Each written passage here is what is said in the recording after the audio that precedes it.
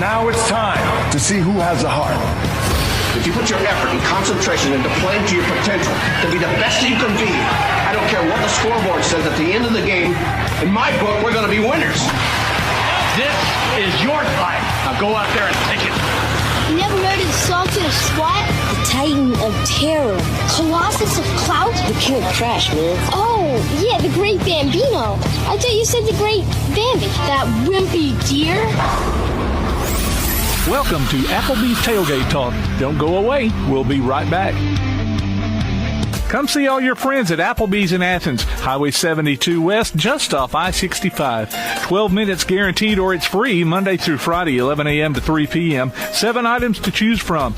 Can't make it for lunch? Visit them for happy hour, 3 p.m. to 7 p.m. or late night. Half-price appetizers with beverage purchase, 6 appetizers to choose from. One of your favorite teams is sure to be playing on the big screen, too. See you tomorrow at Applebee's Neighborhood Grill, Highway 72 Athens, just off I-65. Daily & Son Car Care is Ardmore's only one-stop auto repair and tire shop. Whether it's major mechanic or brake work or routine maintenance like an oil change or lube job, Daily & Son Car Care has been satisfying customers all over with their fast and friendly service. They're also your headquarters for quality Cooper tires. Stop by and see Wayne, Nikki, or Dale at 25600 Main Street in Ardmore, Tennessee, or call them at 931-427-4651. They're on Facebook, too.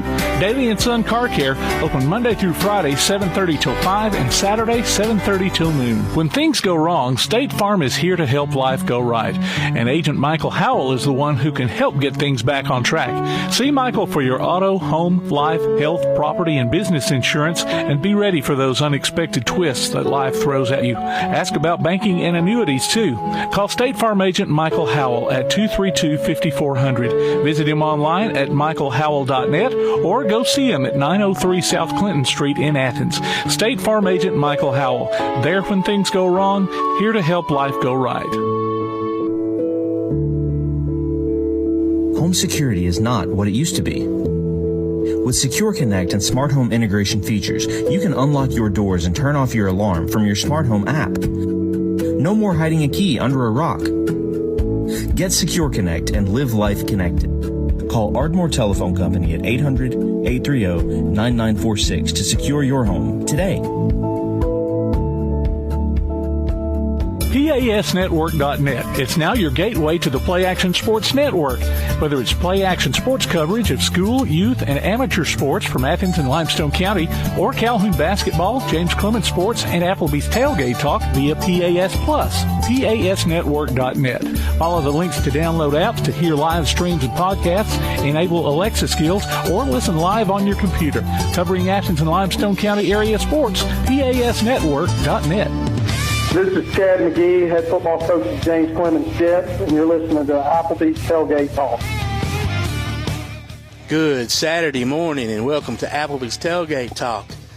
I'm Todd DeVod, the talent Tomlin, alongside producer extraordinaire Tim Lambert, and we're here at the University of Alabama in Huntsville. It's Braggins Hall, home of the women and men's Chargers.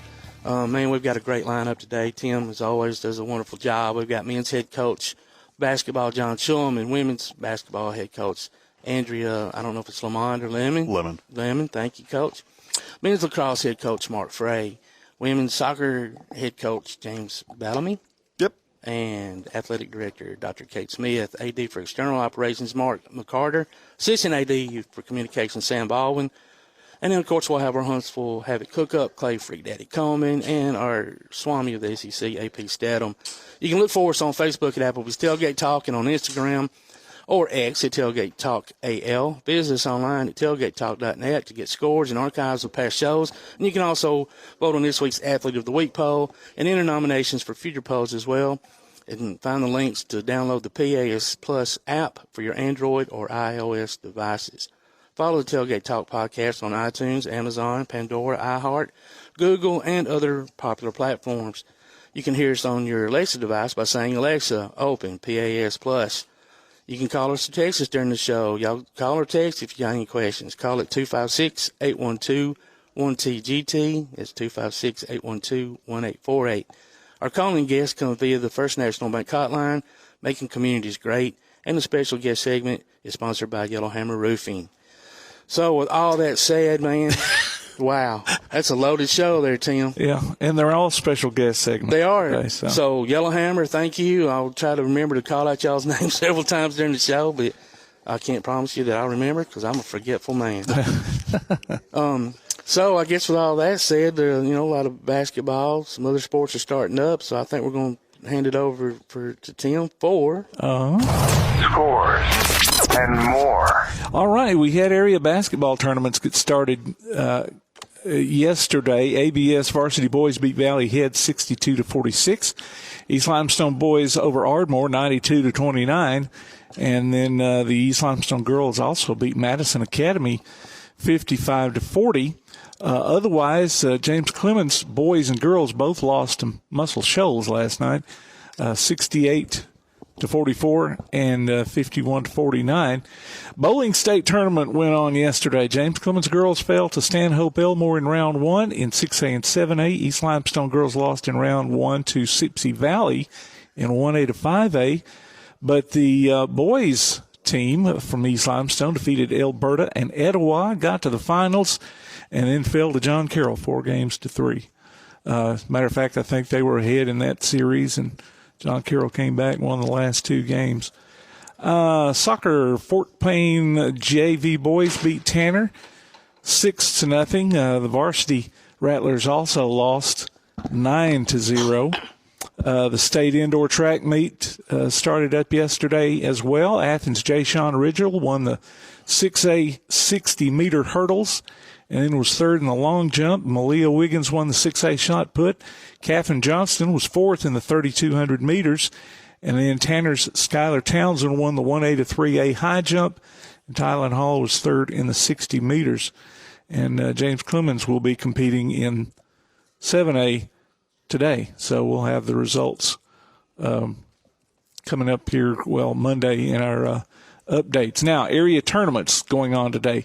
ABS varsity boys advanced to play Skyline at Skyline. The Lady Trojans will play Valley Head at Skyline. Tanner boys play Lindsay Lane. They are at home, but then the girls are at Whitesburg Christian playing Lindsay Lane. And then the Clemens varsity girls play Elkmont at Lauderdale County. And other area tournaments will be going on Monday and Tuesday, and we'll get you updated on that. Let me tell you who we've got coming up. Next week we'll be live again at the VBC with the Huntsville Havoc. We'll also squeeze Daryl Furman in for his Alabama linebacker there and talking about his annual gala that he has. Coming up, too, we'll have Gary Sarnoff. He's the author of Team of Destiny, Walter Johnson, Clark Griffith, Bucky Harris, and the 1924 Washington Senators. Cool. I think he's coming up in a couple of weeks, and then we'll also be live at the Chili Challenge over there in Athens. They've revived that, and we will be there. So that's Scores and More, brought to you by P4 Physical Therapy, delivering world-class outpatient care with a purpose. Visit them on Facebook or online at p4physicaltherapy.com. All right, man, a lot going on, no doubt. You mentioned bowling earlier. I want to give a shout-out to Bryant Story. It's Coach Donnie Story's son. Coach Story just coming off winning the girls' middle school county tournament, 4th seed, so congratulations to them. That was pretty awesome last week. And has Donnie still got working with a bass fishing? Yeah. Oh. Okay, because they got a tournament today. So. Yeah, but actually Coach Story and his wife Kane are at Bryant's bowling tournament. This is a really big tournament. And, Florida State, NC State, a bunch of other schools. Oh, there. Okay. And Bryant's first 2 games bowled a 195 and a 244. So congratulations to him. He's bowling his 3rd game now. So if any of y'all are listening and you're friends of Coach Story, Bryant, you can actually go to the UA Bowling Facebook page. They're bowling Alabama right now, and Alabama's got that Facebook page. And so you can watch Bryant bowl his 3rd game of the series as an individual. And I think if he bowls I don't understand all the bowling stuff, but if he bowls like a 165 or over, I think that'll be a 600 series, and it'll be the first one he possibly has ever had. So rooting for you, Bryant. Hope you knock them pins down there, buddy. So with all that said, man. So we're gonna go ahead. We're just gonna go straight into the the show. So we are now joined by the Assistant Athletic Director for Communications, Sam Baldwin. I don't know. I'll call you Coach. What do they call you? Just Sam, yeah, usually. On a nice day. Mr. Baldwin. Listen, man, I mentioned off air about just, how, y'all have just a wonderful staff across the board. I mean, from coaches to what y'all do behind the scenes.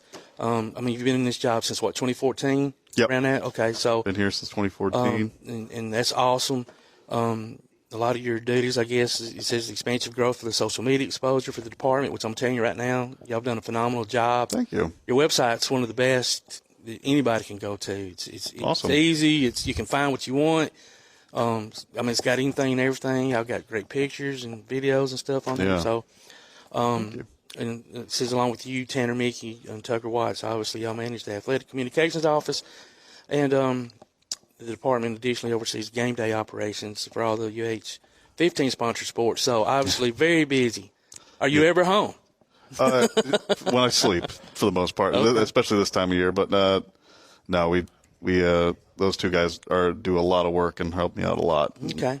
I don't have to do that much. So you're a native of Willoughby, Ohio. What's Willoughby close to? Anything? About 20 miles east of Cleveland, Ohio. So okay. I was a big Cleveland sports fan growing up. I bet. So how long have you been in Alabama? 10 years. So you left there and came straight? Yeah, I was at the university. I graduated from the University of Akron Graduate School, and then guy at the time, Taylor Flatt, who worked here, he hired me. Okay. And then I transitioned to this role, leading the department last year. Okay. And you have a sports management degree from the University of Tampa. Yeah. That was a good choice by me from going from Cleveland, Ohio to Tampa. I imagine. Didn't have to worry about those cold, rigid winters, did you? No. Absolutely. That's awesome, man. Well, tell us a little bit more about what you and your staff do and just how it affects the sports team. Sure.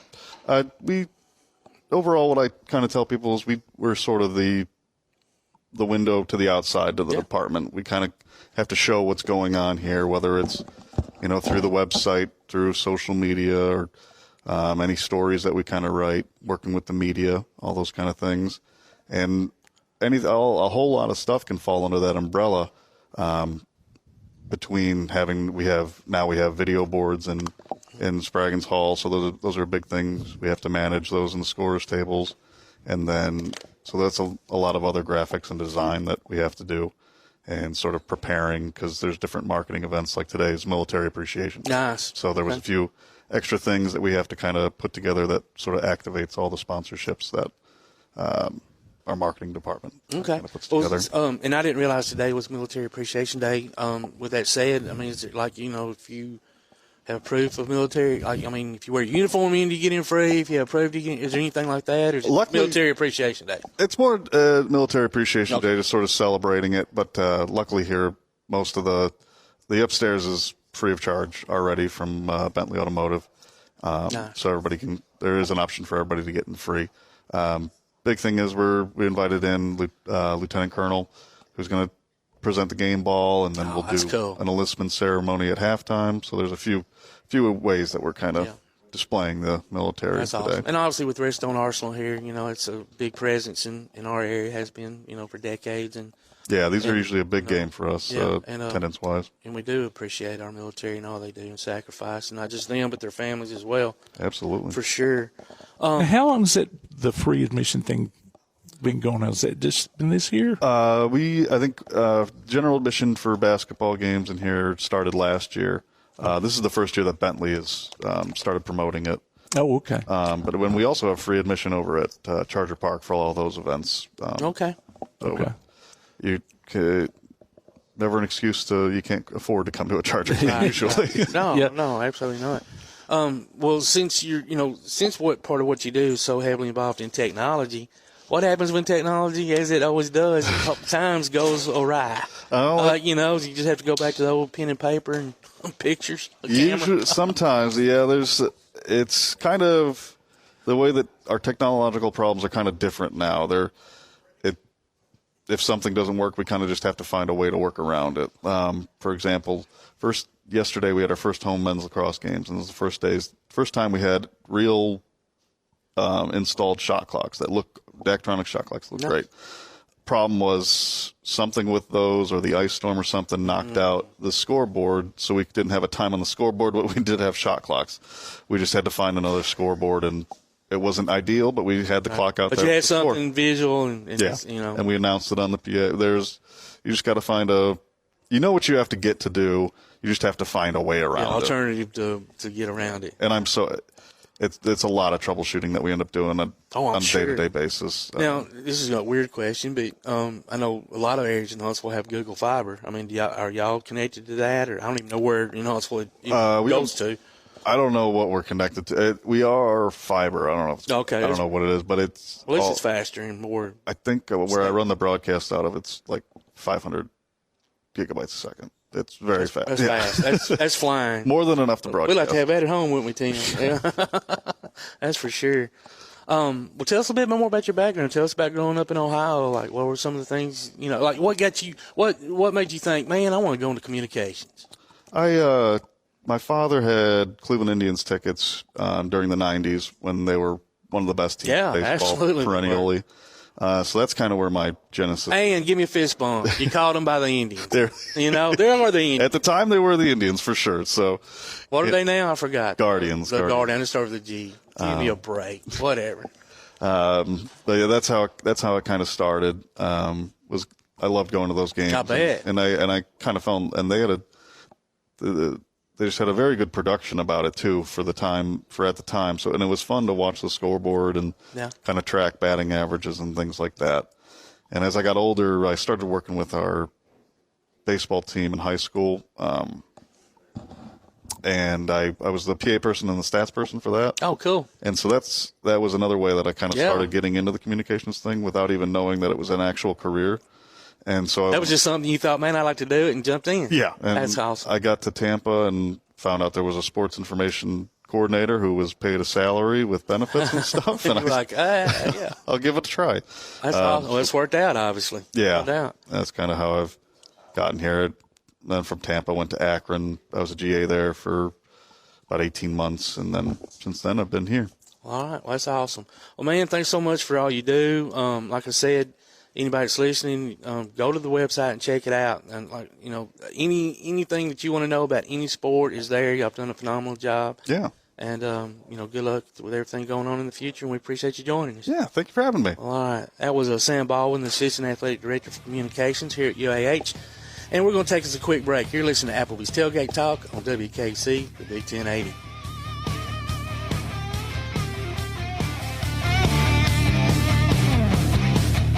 P4 Physical Therapy is a new outpatient provider offering community-based care with a unique partnership model that allows them to consistently deliver world-class outpatient care, emphasizing personalized hands-on treatment. Whether it's orthopedic, physical, geriatric, or manual therapy, sports or neuro rehab, telehealth, or most any type of muscle or joint pain, P4 Physical Therapy promises to treat you with integrity, compassion, faithfulness, and selflessness. Locations in Athens, Huntsville, and Winfield, Alabama, as well as Fayetteville and Knoxville, Tennessee. Look for them on Facebook or online at p4physicaltherapy.com. First National Bank is a name everyone in the community recognizes. We see it in our schools, in our parks, and in our homes. First National Bank is proud to help make our community great. I am First National Bank Student Advisory Board member Elijah Goins from Athens Bible School, and I love to help represent First National Bank in my community.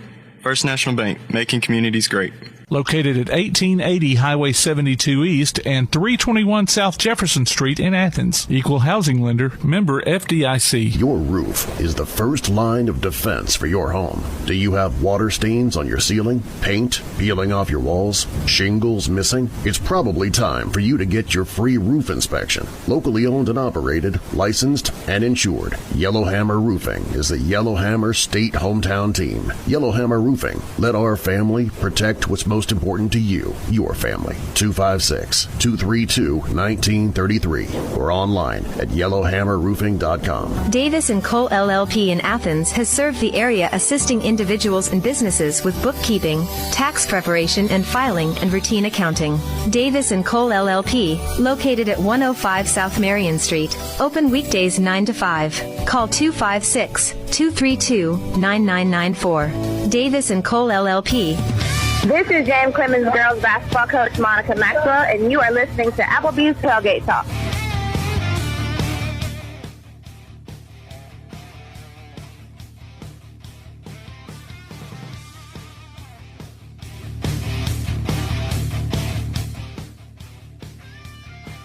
Basketball coach in his long, illustrious, really career here at UAH. Fifth year overall, 91-28. Well, I don't know about currently, but at the time, 91-28 overall record. And his time here, currently 14-6, 12-4 in the conference, and got a big game today at 4 o'clock against Lee University, who's also a very good team, 14-5, 11-5. So, Coach, welcome to the show. We appreciate it. We know you're a very busy man. You got a lot going on, and so I appreciate it. Appreciate you guys being here today. You've had a really good career. I mean, man, Chattanooga and the Mocs, all you did there, and it's been fun. We it started at East Tennessee State a long time. I'm old. You're not old, Coach. So it started at East Tennessee State, beating Arizona in the NCAA tournament. I remember that game, dude. And then playing Michigan in the 5-5, and I'm 23 years old going, God, this is easy. Yeah, right? Like, how can it get any better? Right?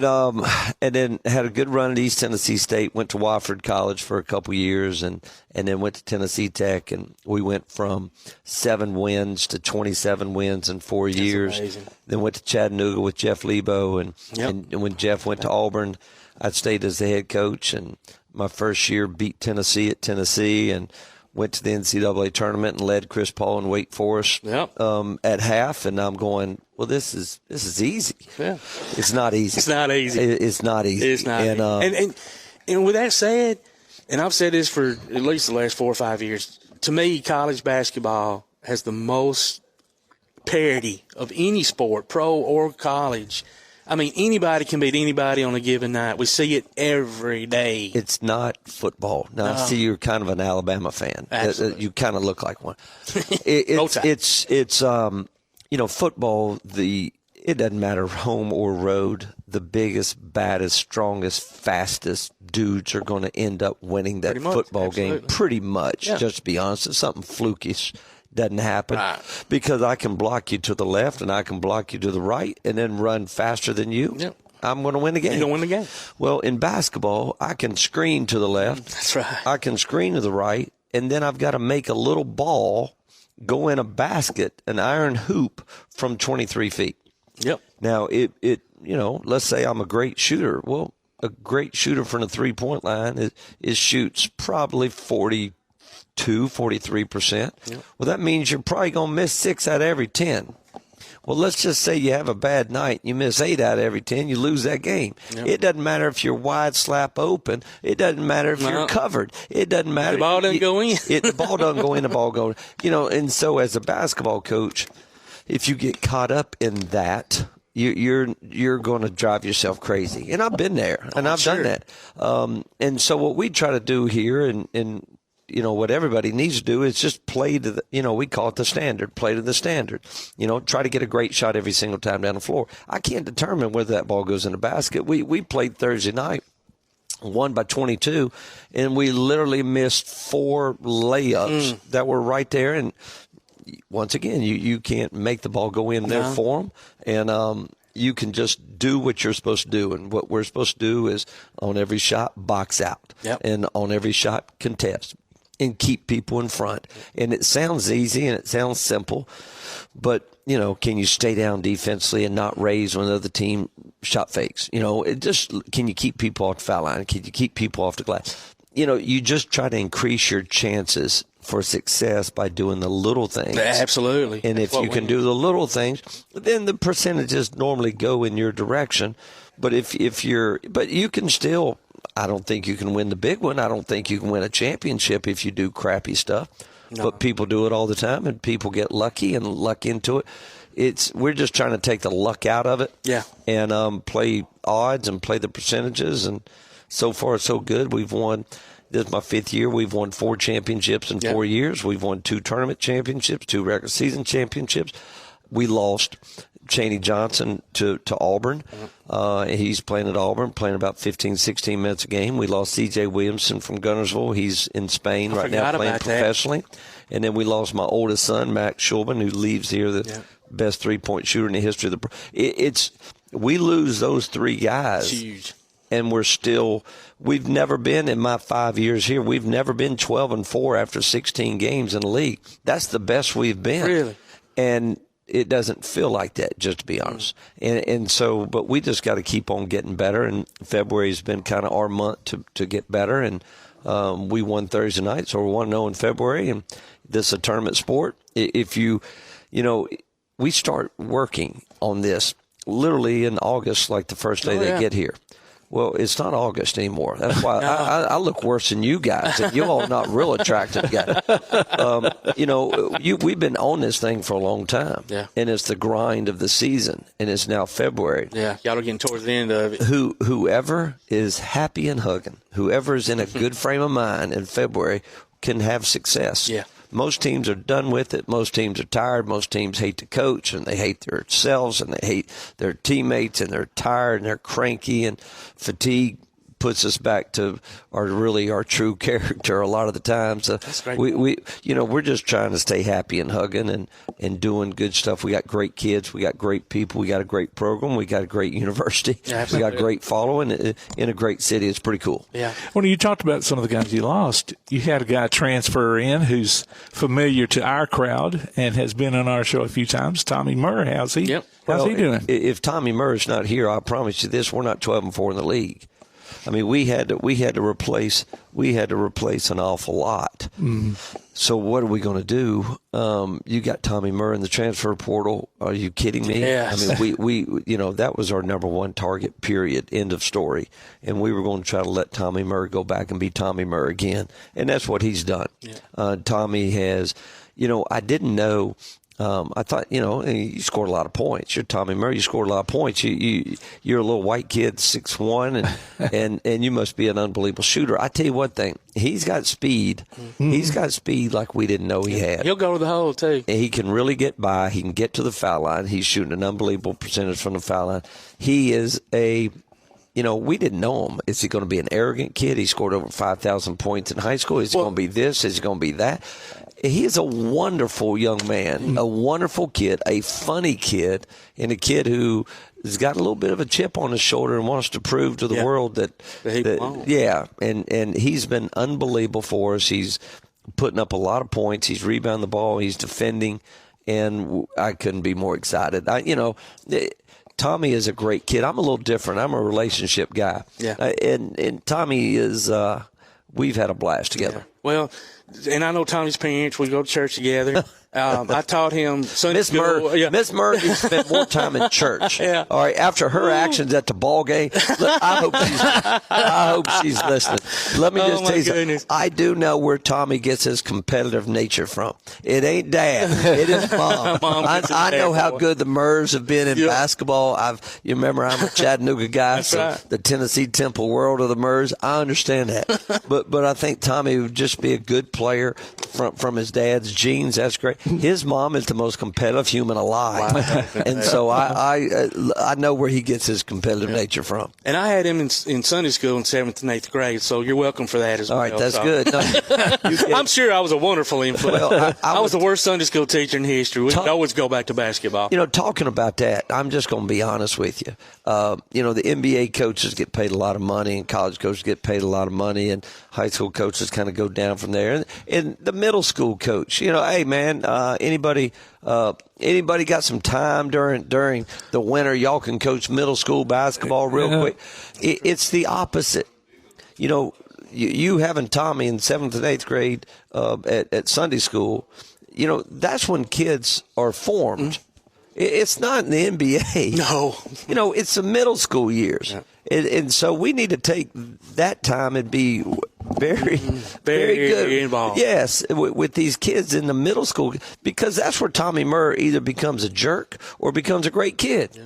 It's not when they get to college. When they get to college, they're already formed. They're them, yeah. They are who they are. And so, when somebody, and I do a lot of clinics, and somebody will say, I'm just a middle school coach. Hey, man, you're the most important dude out there. You're a lot more important than a high school coach, and way more important than a college coach, and way more important than you're forming them. You're right, because you're forming kids at that age. And so when these kids take these kids at 7th and 8th grade, boy, we appreciate it. Yeah, he's him and his whole family. They're just wonderful, and obviously Dad's done a wonderful job, and Mom's been right there. Absolutely, we need to get all your crew to. We only got 3 more home games. Come on. There we go. Appreciate the invite. So anybody listening, y'all got Lee University today at 4 o'clock. Last time y'all played them, you beat them 84-73. So we're hoping for those same results. Y'all come out, man, support your Chargers. Coach, appreciate your time. We know you got to run off to the meeting. Yeah, we got a meeting at 10:45, and then we got 10:45 meeting, 11:30 shoot, and then 12 o'clock pregame meal. Wow. And then we're back over here at 2 o'clock. The women play at 2. We play. Yep. We'll be in the locker room, being ready to roll. Right. And if we can do something on the boards, we can do something on the glass. I think we'll at least give ourselves a shot. And you always do. All right, man. Good appreciate luck, y'all. it. Thanks, man. That was Coach John Shulman, UH men's head basketball coach, and we appreciate his time. We're going to take us a quick break. You're listening to Applebee's Tailgate Talk on WKC, the Big 1080. Congratulations to Elkmont's Gracie Steelman, our Applebee's Neighborhood Athlete of the Week, and winner of a gift card from the Athens Applebee's and a Tailgate Talk t-shirt from that shirt printing place. Go to tailgatetalk.net and enter nominations for future polls. Applebee's Tailgate Talk will be right back. Limestone Drug, located on the square in downtown Athens, is your local Health Mart pharmacy. As your local Health Mart pharmacy, Limestone Drug is locally owned and has a personal commitment to the community. Limestone Drug honors prescription drug plans, including Medicare. They accept flex spending cards and fill prescriptions in minutes, not hours. Limestone Drug knows there's nothing more important than your family's well-being. So shop Limestone Drug at 200 West Market Street in Athens, your local Health Mart pharmacy. Limestone Drug, caring for you and about you. Bring a little caffeination inspiration to your next event with Travelin' Tom's Coffee of Athens. Turn up the heat in these cooler months with their signature products, including a full coffee menu, white chocolate mocha, lattes, frappes, energy drinks, lemonades, and teas. Travelin' Tom serves events of any size, concerts, neighborhood block parties, high school football games, you name it. Travelin' Tom's Coffee of Athens is sure to make any event a little sweeter.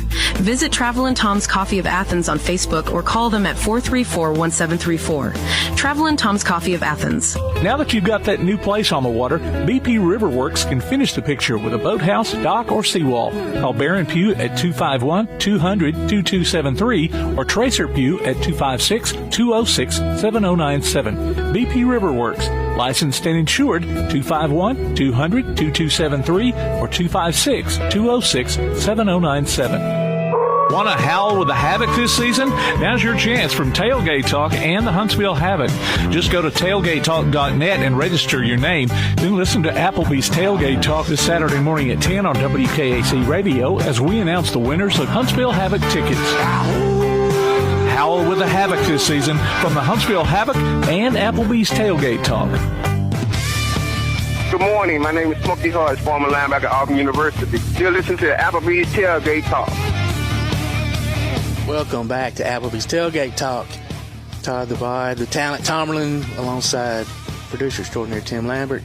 We're here at the University of Alabama in Huntsville, UAH at Spraggins Hall, and currently being joined by the UAH men's lacrosse head coach, Mark Frey. Coach, how you doing, man? I'm good. Thank you for having me. Well, we appreciate you being here. See, I didn't screw your name up. You know what? I had to write a note, but I didn't screw it up. No offense here, but Coach Frey, he looks and sounds like a guy who knows a guy who knows a guy. He's nodding his head, so he does. Maybe we need to connect after the show. Lacrosse season has just started. Y'all are coming off. And I'll post a picture so everybody can see. There we go. If you see this man coming, walk the other way. Go across the street. Oh, me. So 0-1, lost to 9th-ranked Indianapolis 9-13.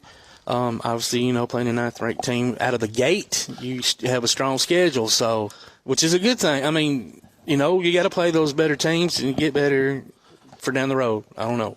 Absolutely. I think you want to play the best teams to to become the best. And we got to learn to play at that level. And I thought we gave them a great run for 3 quarters. We were up majority of the game, and or at least half the game.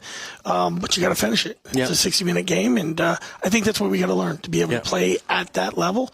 And UND, I mean, they were a semifinal team, Final Four team last year, constantly making the NCAA tournament for the past, I'm going to say 7-8 years. Oh, wow. Okay.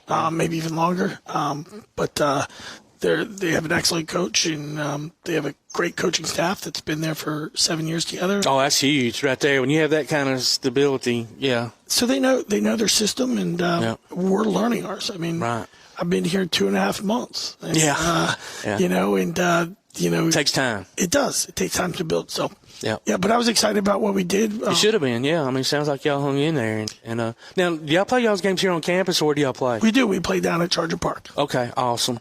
And that's a grass field, right? That is correct. Okay. And I hate to be ignorant, but how long is the field? It's almost football field, about 100. Okay. I knew it was pretty close. I didn't know. I thought it might be closer to 80. Man, that's a lot of running and banging and pounding. And for those, I don't know if anybody. I fell in love with lacrosse years ago. You know, ESPN would just throw it on there every now and then you just like, oh, I'm gonna check it out, and I'm like, oh my gosh, man, this is freaking awesome. I mean, it's just there's so much to it, and in strategy part, you know, I've yet to learn, but just and I would hate to be a goalie. Oh my gosh, man, I mean, that ball's coming at you like a rocket, man. I think most of us agree that the goalies are cut from a different thread. They've got to. They're like hockey. Yeah. But for those people that don't understand our sport and still learning about it, it's just like basketball. We move like basketball. We have picks. We have slips. Rebounds are off, like hockey goals, you know, if they bounce off the goalie. Everything's very similar. We're a combination of, you know, soccer, football, basketball, and hockey. It is. And we're the fastest sport on 2 feet on grass. You know, again, I think it's the oldest sport in America or North America. Isn't that correct? Oh, yeah, I'm sure. So, you know, there's a lot of creativity to it, but there's some physicality to it. And I think that's why anyone can be, you know, big, tall, small, and be successful as long as you can have a slick stick and good stick skills and learn to move. Well, I mean, the hand-eye coordination while you're running and moving, I mean, it's only second to hockey, and that's just because they're on ice. I mean, you know, what other sport, like baseball, I don't know, what other sports kind of equate, like what other kind of athlete would be a good lacrosse player? Does any other sport? Basketball players make great because your head's up all the time, your vision, having vision. You got that peripheral, and all that. Having a great crossover is like having a great split dodge. You got to be able to duck them. You know, if you roll dodge, it's like, you know, spinning in basketball. So everything equates there. Offensive linemen make great defense of guys because of the footwork. You know, the way they move and they ride hips. Yeah. But basketball, you know, same way, the way they play defense. You know, we hedge, we double, we rotate. It's all very similar. It's just we have an extra guy. It's on a bigger field. Yeah. So people kind of like, oh, I don't understand it. But anybody who played basketball and they really, really sit down, it starts making sense. Yeah. Well, maybe that's why I liked it so much. Basketball is my favorite sport. But there you go. So one thing, and I also don't know, you know, I can only equate it to hockey. I mean, I know y'all don't come in lines, but how do you are substitutes done on the fly? That is correct. That's what I thought. All right. So, I mean, is there a limit to how many you can run out there at one time? Is it one for one? 1 for 1. Okay. But they are a line. It's just one at a time. Right. But you can sub 2 at the time. You can sub all 3 at once. Oh, okay. It's just not very smart to do that. Yeah. Because the other team's going the other way. Well, no, they wouldn't ever get back. How much running do you think? It's 5 to 7 miles. Holy smoke. And that's not jogging. No. I mean, that's wide open. Soccer's the only one that runs 7 to 9 probably per game. So. Do you ever pull a goalie like hockey does? Yes. Oh, yeah, I've seen that on TV before. But we have.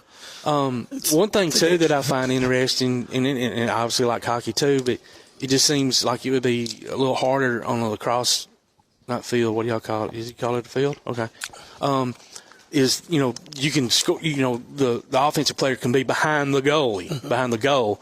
And so, like, do you have defenders that, I guess, help surround the goalie at that point when you've got the offensive guy behind there? I mean, I think your head's on such a swivel, you know, and then you've got the guys out front that they can throw the ball to, and then boom, all of a sudden they've scored. And Yeah, I mean, that's exactly like, football players have to have a head on a swivel. It's the same thing. Yeah, it makes the sport a little bit more different because we can get behind and there's a lot more room to play behind.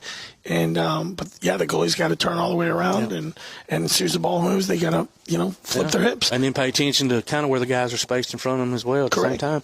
What about like man, when those guys are running and the women they play, they're just beating the mess out of each other with those sticks. What is considered a penalty? Like, I know you obviously can't do a headshot, but I mean, I've seen some really hard shots, and then I'm like, wow, they didn't call it. As long as it's not violent. A very if you pull the head of the stick past the head of your own head, you're probably okay.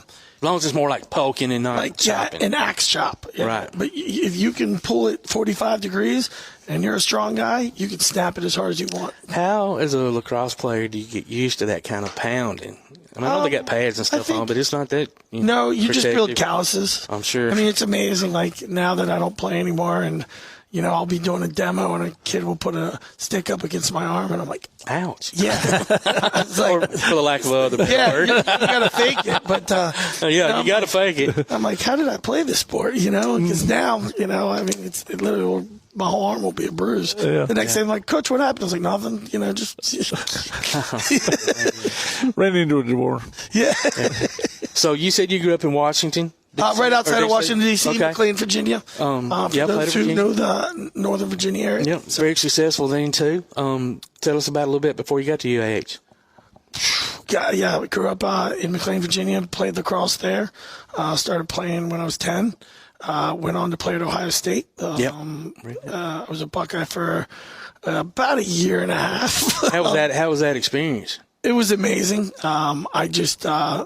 as a young man, thought it was all about lacrosse and having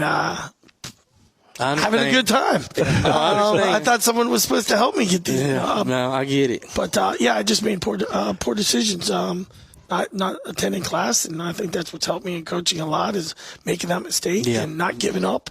Now you can pass that along to your kids, your players, and don't do what I did. Yeah, there's a much easier road. And, but I appreciate that experience because it helped me at my next place. I took school a lot more serious.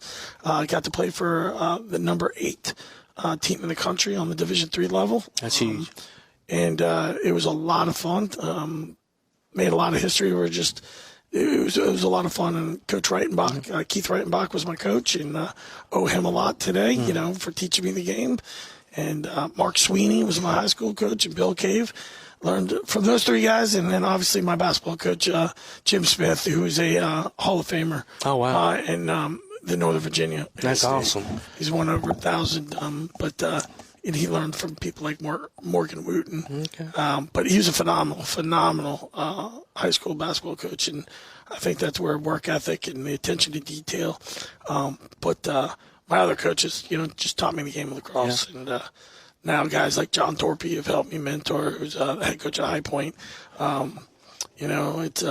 He's been nothing but, great to me and always helping. So guys like that out there.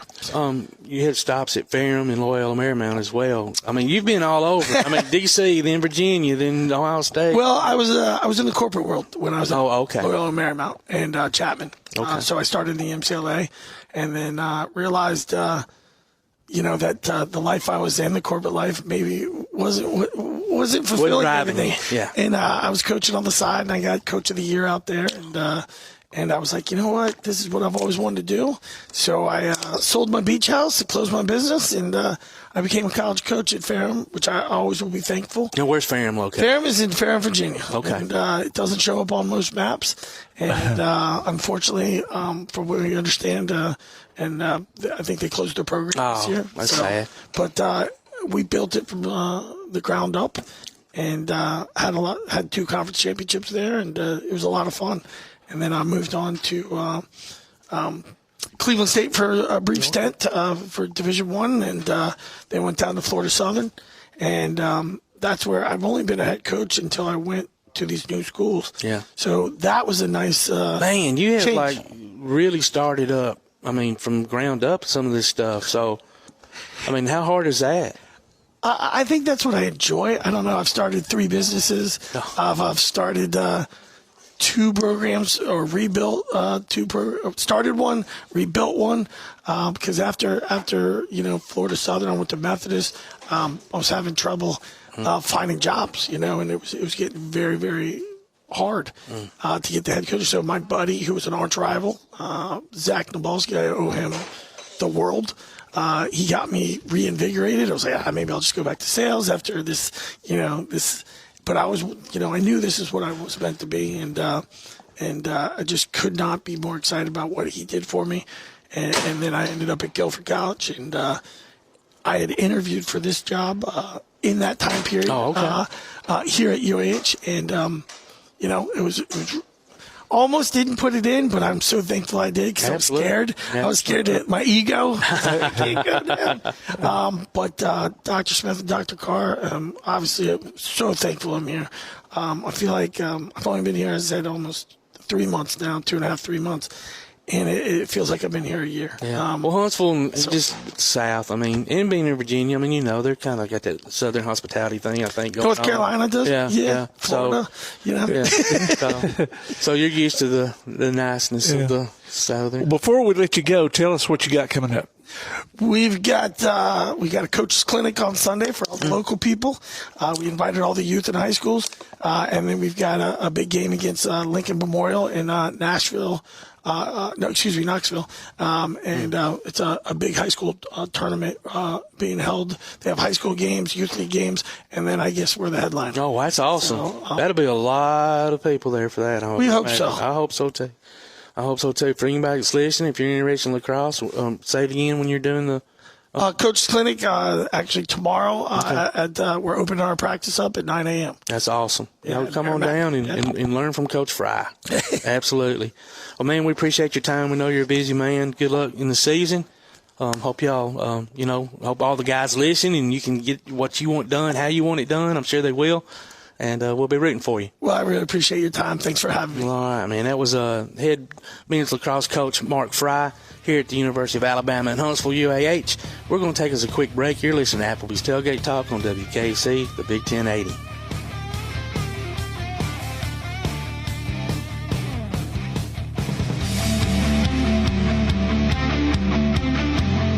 Are you getting the propane service you deserve? At Ferguson LP Gas in Ardmore, you always get the most value for your dollar, professional gas personnel who make safety a high priority, and you can always get in touch with them any day of the year at any time. They accept Visa and MasterCard too. So if you're not happy with your present propane supplier, join the many who have made the switch. Give Ferguson LP Gas in Ardmore a call at 256-423-3320. While others have come and gone, the Lion's Den Gym has been roaring as a workout and exercise fixture in Athens, growing from its humble basement beginnings in 1981 to their current 10,000 square foot location at 212 Commercial Drive in Athens. The Lion's Den offers 24/7 access to their ever-expanding equipment collection that includes treadmills and climbers, elliptical trainers, stationary bikes, loose weights and dumbbells, and over 45 different weight machines. Contact the Lion's Den Gym about a membership today at 256-652-2627. Visit them online at lionsdengym.com or on Facebook, the Lion's Den Gym, 256-652-2627. When things go wrong, State Farm is here to help life go right. And Agent Michael Howell is the one who can help get things back on track. See Michael for your auto, home, life, health, property, and business insurance, and be ready for those unexpected twists that life throws at you. Ask about banking and annuities, too. Call State Farm Agent Michael Howell at 232-5400. Visit him online at michaelhowell.net or go see him at 903 South Clinton Street in Athens. State Farm Agent Michael Howell.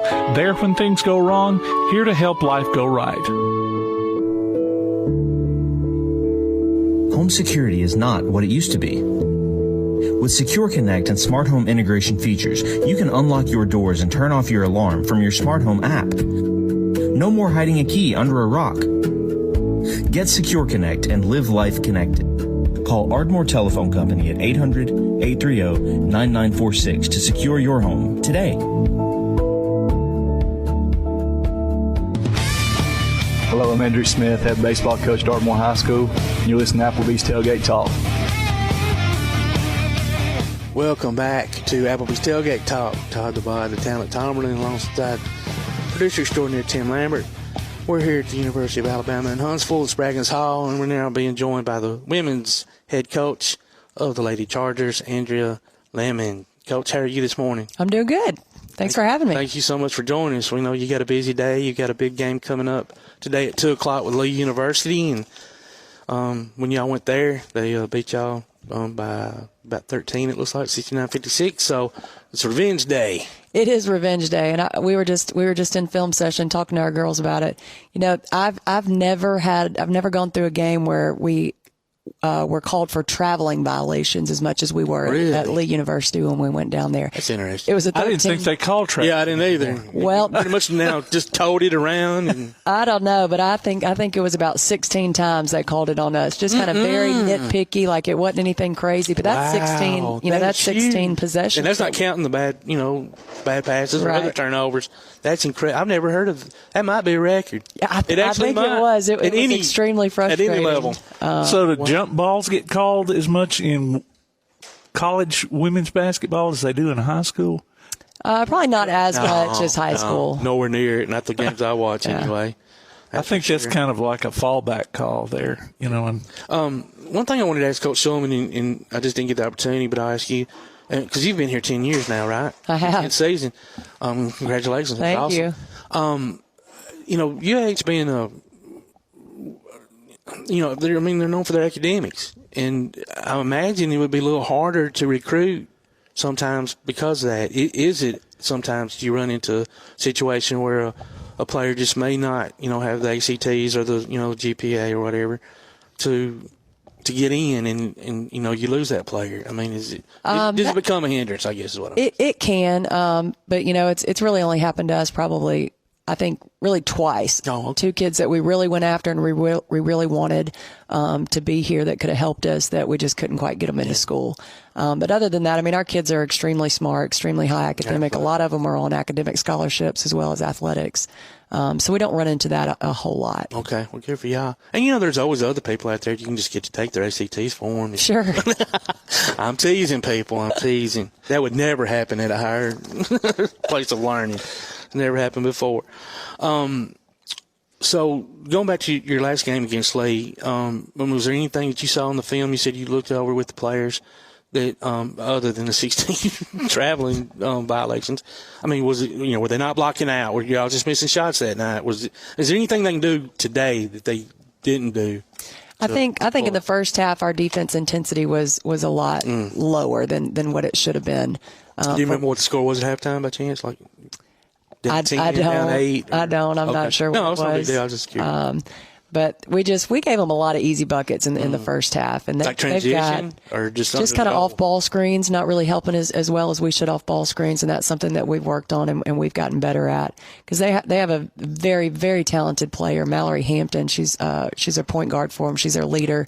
She averages 20 points a game. Oh wow! But she's an extremely smart player, an unselfish player in that sense too, putting up 20 points a game, but she's already got like 80 assists on the year. Wow. So if she's not scoring the ball, she's helping somebody score the ball. Absolutely distributing it. So just trying to slow her down a little bit, making sure that we're helping off those ball screens and just not giving them easy buckets, because I think that's what we did at their place, especially in the first half. Do you play a lot on man-to-man? Do you mix it up, zone? We play mostly man-to-man. We do a lot of switching, guard-to-guard switching. We'll chase traps and ball screens with our post players from time to time to try to mix it up a little bit.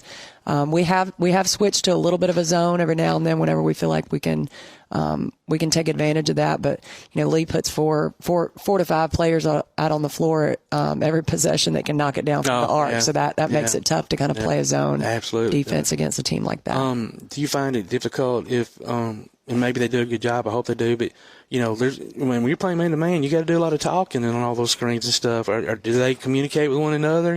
Screen or blah. I don't know what y'all's terminology is, but we do. Or y'all still having to work on that? I think it's something that you got to constantly work on, just communication, especially if things aren't going well. You tend to get quiet on both ends of the floor. But this group does a pretty good job of communicating, especially since we've gone to switching just about every single screen. You have to communicate, because if you're not communicating it, somebody gets left wide open. Yeah, absolutely. And they'll knock it down nowadays. Oh, yeah. Sure. so you're in your 10th year. Where did you coach prior? Right out of college, I played college basketball at Sanford University in Birmingham. That's successful, yeah. Right out of college, I went down and took the assistant position at Huntington College for 2 years, Division III school in Montgomery, and then got the opportunity to come back to Sanford as a recruiting coordinator for 6 years before I came here. Okay. Wow. And then for some reason you decided to go off to Auburn University to get a master's degree, Tim. I don't know, No, I'm teasing. You sound like my husband now. My husband's a diehard Alabama fan, and he doesn't even allow my Auburn stuff in the house. Oh, wow. That sounds like something I would. Just a quick story. When my son was born, my wife came home with a blue and orange outfit. Didn't say Auburn on it. I said, absolutely not. Take it back. Doesn't have to be crimson and white, but it's certainly not going to be blue and orange. But getting back to basketball, I was going to ask you about playing for the Bulldogs. I'm sorry. Well, when you were in the Ohio Valley Conference tournament for semifinals, and then what school was that? Was that Sanford? Mm-hmm. I don't remember them being part of the Ohio Valley. We were the entire time that I was there as a player. Okay. Do you remember some of the schools? Because that's a big conference. Yeah, it was Jacksonville State. It was college. Well, it wasn't College of Charleston. That was Southern Conference. Jacksonville State, Tennessee Tech. God, it's been so long ago. You put me on the spot. No. I was just curious. Southeast Missouri, Eastern Illinois. Yeah. Well, the game has changed a lot since you obviously got involved. Now, back in the day, you take the layup, and now you throw it out to the corner for the three. Do you like all the changes, you have to go with the flow? So you got to go with the flow, and I played college ball in the Princeton offense system. Oh, sweet! That's kind of what I know. That's what we run here. That's awesome. We've tweaked it a little bit, kind of throughout the years. Obviously, you always kind of have to tweak it depending on what your players' strengths are. Yeah, absolutely, yeah. But we try to get downhill. We try to attack the paint. We have a power post player on the inside. That's always kind of our first look. But if we can't get to the rim, we're always ready to kick it out and knock down open shots. Our Haley Nichols is our post player on the inside. She's a very tough player. She's a transfer from UT Martin. I recruited her out of high school, known her since she was a 9th grader. Oh, wow. So she was on your radar early. She was, and it kind of came down between us and UT Martin, and she finally saw the error of her ways and made it back to us. Came back. But she's such a tough post player. She draws double teams, triple teams every single time she catches the ball. So we're having to adjust to that now as well. I bet. And you don't see a lot of post anymore in women's or men's games. It's just almost nobody wants to be a power post anymore. Everybody wants to be a stretch four. All these 6'11" guys out there shooting 22-footers is mind blowing. Well, Haley too, as good as she is on the block, she's got a phenomenal 3-point shot as well, which kind of helps us out if we can't get her the ball on the block. Now we'll pull her out. I was gonna say, and then it pulls their post guy or girl out, and then that way it opens up the middle for when you penetrate and stuff. For sure. I love that Princeton offense. That's so cool that you run it. I bet teams dread playing y'all because it's so much screening and it is, and a lot more teams run it now. Yeah. There's at least 3 teams in our league that run it. Yeah, I don't understand why they don't. Tim, you're familiar with it, right? Yeah. Okay. It's just so to me, anytime, especially when Princeton and they had those games where they would knock somebody out in the first round sometimes or whatever, and I'd always be like, man, how in the world do you guard that that kind of offense? So that's cool that y'all run it. Well, when I was setting up out here, Shauna Fletcher came sauntering through here, and I asked her, I said, "You going to come on with us?" And she said, "I don't know. I'll have to ask Coach Lemmond." But she's. I think it's neat that we've got a couple of folks from our neck of the woods playing here because, we talked about Tommy Murr with Coach Shulman, and then Shauna said she's hurt now. So I was wondering how she was doing. She is. Shauna's one of those people, she just makes people better around her. She brings such high energy. She's always talking. She's always upbeat. She got hurt early in preseason. She hurt her shoulder early, and we braced her up. We sat her for a little bit, tried to rest it, tried to rehab it, and she said, "I want to play. I want to play. I want to see if I can play through this. I'm gonna give it everything I got." So we sat down and we said, "All right, here's kind of the timeline because I don't want you to waste this year. I don't want you to lose this year if this is something that's really going to hold you back." I said, "But according to the NCAA." regulations and the rules on that, we looked at, the timeline. All right, this is the game. We have to make a decision. I think it was Delta State, first round of Delta State. We said, by the time we hit the Delta State game, if you feel like you can't give it 100%, we're going to have to make a decision so that you don't lose this year. And that was a really hard thing for her to do because she didn't want to sit out, but she just felt like she wasn't able to give us everything that she could, and she didn't want to waste this year. So she used to keep this year eligibility. She does. So she went ahead and had she had labrum surgery over Christmas break, and she's doing really well. She just got out of her brace yesterday. She told me she just got. She was fired up about that. I bet she is. Now you're going to have to keep her from overdoing it. Yeah. Because especially when you're younger like that, you're like, I got to get back at it. And I remember those feelings, but you got to one step at a time. You don't want to re-injure it. Doing something silly, and I know y'all will obviously protect her, but yeah, like Tim said, it's cool that that you do have a couple of players here locally, and I know you try to recruit local. What is probably the player that's furthest away out of state? Haley's probably we've got one from Michigan and we've got one from Indiana. Ikea Elam, she's a transfer for us. She was at Alabama A&M last year, so she's our kid from Michigan. Other than that, I mean, everybody's pretty much Alabama, Tennessee. Halem Adel's from Georgia. But yeah, Michigan and Indiana are too farthest right now. Have you found the transfer portal, and NIL, and all that stuff appealing to you? I mean, if you can't say it, I'll say it for you. But I know how I feel. I'm not a huge fan of it. It's gotten ridiculous, hasn't it? It really has. I think kids don't understand the commitment anymore. No, there's none. They go somewhere, and if things don't go just the way that they think it should go, or struggle a little bit, I mean, it's just they make it way too easy for them to jump in the portal and just shop around. And they have all that chatter, friends, family, oh, you'll be playing more, or, and it's just got to be a mess. I don't know. Hopefully they can rein it back in. I think it's probably gotten too far gone. We'll see, I guess. But, I mean, honestly, I feel bad for y'all. I mean, a lot of Division I coaches have actually hired general managers just to handle that. That is crazy. Yeah. It's not what college sports is supposed to be about. Yeah. I mean, you got kids not even going to class, and, they're just playing ball, and they whatever. But it's amazing. I mean, speaking of NIL, I mean, obviously, we're in a smaller market, if you want to call it that. But, I mean, do y'all have players that receive any? I mean, I'm not asking you to mention players. Do you have any? I don't think we have anybody right now. Really? Do you find that difficult? Like, hey, I wish I could give you something, but we don't have anything. Like, some schools have just somebody that's what they do, raise money for. Right. I don't think it's as big of a deal at the Division II level. Yeah. It's obviously a big deal at the Division I, Power 5. But it's even in high school now. Yeah. I mean, it's insane. It's a different world we live in, for sure. Absolutely. So we talked off air a little bit about your schedule. Y'all are one game out of making the conference tournament.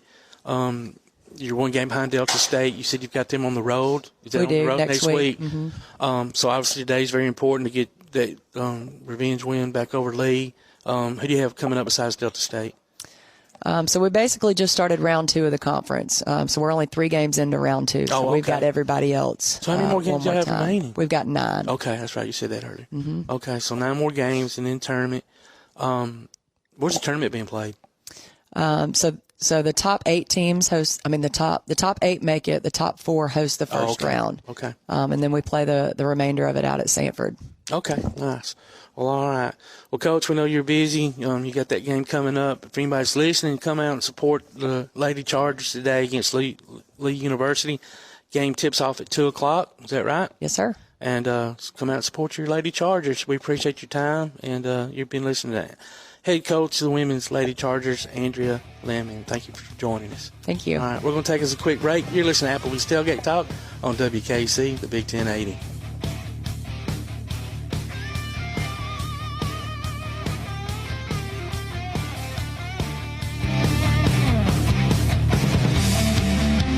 P4 Therapy is an outpatient provider offering community-based care with a unique partnership model that allows them to consistently deliver world-class outpatient care, emphasizing personalized hands-on treatment. Whether it's orthopedic, physical, geriatric, or manual therapy, sports or neuro rehab, telehealth, or most any type of muscle or joint pain, P4 Physical Therapy promises to treat you with integrity, compassion, faithfulness, and selflessness. Locations in northern Alabama and southern Tennessee.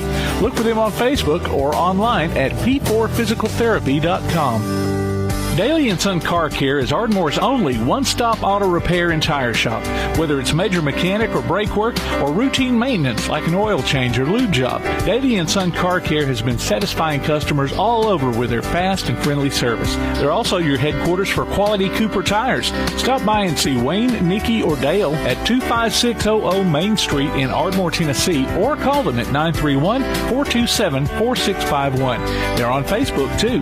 Daly & Son Car Care, open Monday through Friday, 7:30 till 5, and Saturday, 7:30 till noon. Limestone Drug, located on the square in downtown Athens, is your local Health Mart pharmacy. As your local Health Mart pharmacy, Limestone Drug is locally owned and has a personal commitment to the community. Limestone Drug honors prescription drug plans, including Medicare. They accept flex spending cards and fill prescriptions in minutes, not hours. Limestone Drug knows there's nothing more important than your family's well-being. So shop Limestone Drug at 200 West Market Street in Athens, your local Health Mart pharmacy. Limestone Drug, caring for you and about you. Keep up with local school, travel, youth, and amateur sports throughout the week with the Play Action Sports Update. Listen weekday mornings at 7:30 and weekday afternoons at 1:30 and 3:30 as we bring you the latest scores, news, and announcements from Limestone County and surrounding communities. That's the Play Action Sports Update 3 times a day, Monday through Friday on 1080 WKAC. Hi, this is Darryl Cheney, formerly of the Cincinnati Reds and Atlanta Braves, and you're listening to Applebee's Tailgate Talk. I'm all about that action. I'm all about that action. I'm all about that action. I'm all about that action. I said I'm all about that action. Welcome back to Applebee's Tailgate Talk. Todd the Bod, the talent Tomerlin, alongside producer extraordinaire Tim Lambert. We are now joined by our weekly main guest of the show, the guru of all things SEC, AP Steadham. AP, how you doing this morning? Good morning. Good morning. So glad to be on Applebee's Tailgate Talk, WKAC 1080 AM, Athens, Alabama. Man, thanks for joining us as always, bud. How you been doing? My pleasure. Yeah, good. Just down here for the Senior Bowl all week. So just traveling back and forth across the bay. Awesome. So the weather's been good, and the game's going to start here in less than an hour. Yep. Looking forward to seeing some of the up and coming. So that'll be good. Yeah. Before we get into a little bit of basketball, I wanted to ask you a few things, and I apologize if y'all talked about any of this last week. I wasn't able to be here. Sure. But first of all, what are you hearing about Ryan Grubb going back to Washington and Seattle Seahawks? Is that? Yeah, I mean, if you're hearing something about it, there must be something to it, I believe. I mean, you don't put out those things. I mean, you could squash those things immediately in this day and age. I mean, when I say immediately, I mean with one click of your phone. Yeah, that's true. I mean, you could put the word out. That'd probably be the shortest stint of an offensive coordinator in history of. I don't even know if Alabama signed him. Have they officially? Have they? Yeah, I mean, I don't even know if they made all the announcements of these coaches, tell you the truth, right? You've seen them with some pictures and things, but has there been the official announcement for these coaches that supposedly are on board? Yeah. So, but anything's possible. I mean, if he wants to go to a different direction, he's been with the head coach for quite a few years. Yeah. But maybe he might want to try professional football. Yeah. So I don't know. They have the new coach out there. So. Yeah, I'm sure the NFL's appealing, and that coach they hired out there at Seattle's like 34 years old, so young guy. Yeah. And seems like a lot of energy. I saw an interview with him the other day, but we'll see.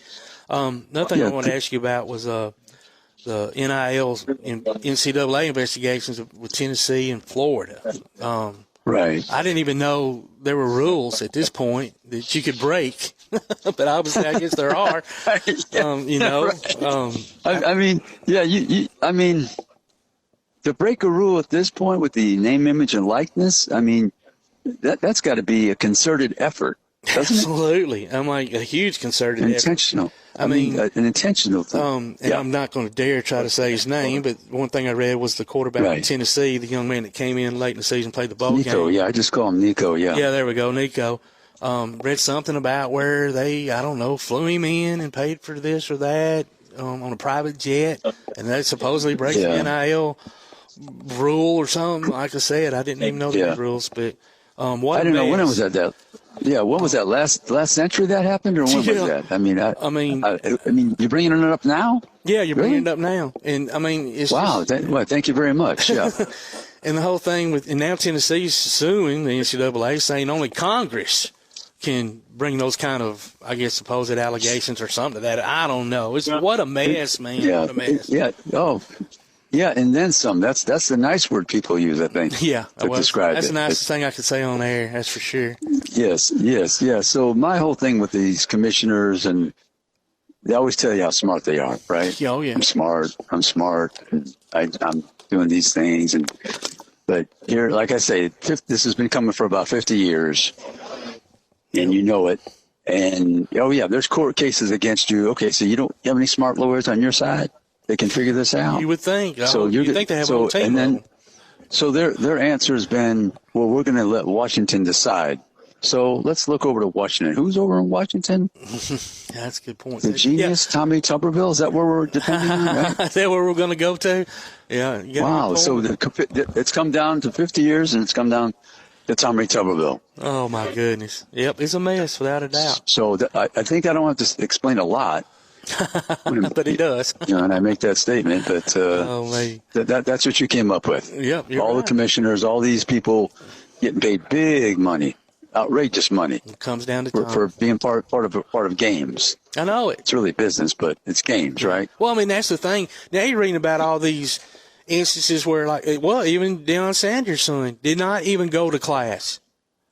And it's not just him. And it wasn't because he was Deion Sanders' son. It's kid after kid. Matter of fact, daggone. What's his name? He's quarterback LSU, quarterback for Cincinnati Bengals. Joe Burrow. Joe Burrow. I even read an article, I don't know, a couple weeks ago. It wasn't an article, it was an interview. And it was during the bowl game or something, and he said, or it was championship week, and he said, well, I hope I get to meet some of my classmates before I leave. He wasn't going to class. I mean, I'm like, holy smoke. And, I mean, but there's no rule against it. Yeah. So. I don't know. Student athlete is over. And now it's athlete student, or just athlete, really. But. Yeah, athlete. Yeah, athlete. And there's a $sign on each side of the A and the E. No kidding, man. Well, getting into a little bit of basketball, Alabama had a huge comeback win on the road against Georgia the other night, which they desperately needed. Big win against Auburn Saturday before. And so, maybe things are turning in the right direction. I don't know. They got Mississippi State tonight, then Auburn, and then LSU, and then A&M. So have you been keeping up with much of the basketball? A little bit. But what I would say about Alabama, how they were 0-5 against the top teams they played in the non-conference. They made every effort to play a strong schedule, but they were 0-5. Yeah. Now, so that means they have to have a good conference WL record to get in the tournament and be considered for, let's say a 4 to 5 or 6 slot in the tournament. So they've got to maintain that good record. So there's pressure on them within the conference. Not that they would, if they had been 5-0 outside the conference, they can't have a bad record in the conference. But I'm just saying that at this point, at this particular year, this team must have a good record in the conference. Yeah, absolutely. And then they've got Auburn on the road, and following that, the next Saturday, LSU on the road. So those are two games right there that, that might be tough once they do have Mississippi State and A&M at home, but still. Right. You figure if you split LSU Auburn, that's probably pretty good. I just fitting to say, you probably have to be almost happy with that, unfortunately. But getting back to what you're at down there, have you talked to any of the players or coaches? Talk to some players. The one fascinating story I thought this year for me was Cody Schrader of Missouri, the Division II transfer from Truman State. What a machine! It's a phenomenal story, I believe, because you lead the SEC and you're coming to University of Missouri as a walk-on. Yep. and you're from St. Louis, and the coach, it was at a cocktail party, as I understand, and some alumni mentioned there's this player, he wants to transfer. Would you accept him as a walk-on? He said, yeah. So he arrived and took him a moment, but to lead the SEC, I mean, one of the toughest conferences, the Power 5 conference. I don't know if that word Power 5 means anymore. It doesn't mean anything to me. No. When Florida State wins all their games, and you say, well, it's too bad, you know. Yeah. Power 5, what happened to Power 5? Power what? Huh? Got a good point there. But anyway, so it was fun to speak with him. He's listed at 5'9", 207. You think he's 5'9"? I asked him because he doesn't look. I think he is. TV. Do you? Okay. Yeah, I think. I think. Well, yeah. I don't know. You should check out my video when I'm standing next to him. Okay. Check me out. I'm like 6 feet. when you're Check him standing out. next to 6'6" linemen, everybody looks short, I guess. But yeah, it is a great story, and I mean, man, a little bit like Christian McCaffrey, maybe not so much catching the ball. They didn't do a lot of that. It didn't seem like with him, but man, what a hard runner. Yeah, hard runner. He wouldn't tell me his speed because I asked him his speed. He goes, well, we're going to have to find out. So I said, I understand. He wants to go to the combine or individual workout. So I was trying to find out his speed. But all I know is if you can have 1,500 yards in that league, I think you can play a little bit for somebody. I mean, I don't know that he's obviously a first round, but second, no later than third for sure. I would think. Yeah, I just like him as a good football player on my team. Yeah, and from everything I've ever read about him, great attitude and just a great teammate. So that's the kind of people you want on your team. 100% in those areas. Yeah, 100% in those areas. Sure. You had an opportunity to talk to any of the coaches that are down there? No, I wanted to talk to one of the coaches. He has a Hawaiian background. He's for the national team, and I want to try to just talk to him for a few moments. Jeff Olbrook. The head coach. He played with the New York Jets. So he said, Coach, I want to try to speak to him. We're going to have some limited time to run on the field, I believe, and talk to some of the players and maybe the coaches. So he's one of the people that I want to approach after the game. Yeah. Well, if anybody can get in there, it's you, buddy. That's for sure. And we always appreciate you joining us and giving us all your expertise. And hope you have a fun trip and a safe trip home. Okay, man? Oh, thank you. And I just want to mention, people can look at the interview with Coach DeBoer. The first time I got a chance to speak with him, I had asked him a couple of questions down here at the Senior Bowl, so they can watch that video on my Facebook page. And also, go ahead. I was just going to say, and also share with us who you got coming up on your show. Oh yeah, with AP and Kelly, as we see it, our past show, we visited with the Mountain West Commissioner Gloria Navarez, the first Hispanic to be commissioner of a Division I conference. That was a lot of fun to speak with her about some big issues, Yeah. And then we had on an agent I made friends with down here, Dwayne K. Treese II, and he's been in a lot of deals with all types of conferences. The transfer portal, he's heavily involved and things. So he was very interesting to speak with. Tulane Law graduate from Wayne State, just like Kelly. Kelly went to Wayne State. Oh, wow. But, that's a small world. So he graduated from Wayne State, Tulane Law School, which is one of the best for sports. And then upcoming, we're going to be at the Super Bowl this week. So good for you. We'll try to get some people up there. It'd be interesting. I'm not sure they guess it, but we might interview Jane Kennedy. I don't know if people know that name, but she was a pioneer in the sport. Absolutely. CBS, the NFL show on Sundays. That is awesome, dude. I loved her growing up, man. Yeah. Oh, yeah. You and a number of others. You and me both. Yeah. That is awesome. That'll be. Yeah, I can't wait to hear that interview. And, and they're going to have a special about her next Sunday. I think it's the 1 o'clock or so. I can't remember if it's Eastern or Central, but they're doing a special on that show, the NFL. Oh, and it was the best, wasn't it? Wasn't it just very good? Good. That was Brent Musburger. I don't remember who I was on that show. Jimmy the Greek, Herb Cross, Phyllis George, and then Jane Kennedy after Phyllis George from Miss America from Texas. Yep. Yes, so Jane's from Cleveland. Yeah, she was great. That's awesome. And I know we talked off air. I just want to let you know that I did not receive. You told me you were going to send me a plane ticket for the Super Bowl. I have not received it yet. So you might want to check the postage, make sure I'm getting it. I will check it. I've been having a lot of trouble myself with the mail. I'm teasing, buddy. Well, all right, man. Be safe. We appreciate you, and we'll talk to you again. Okay, thank you so much. Really appreciate it. Bye-bye now. Bye-bye. Thank you. Man, bye-bye. That was AP Steadham, guru of the SEC. We're going to take us a quick break. You're listening to Applebee's Tailgate Talk on WKC, the Big 1080.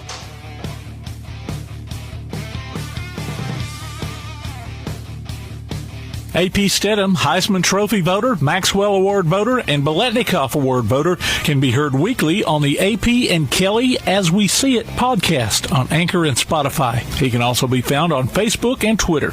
We'll be back with more Applebee's Tailgate Talk after this.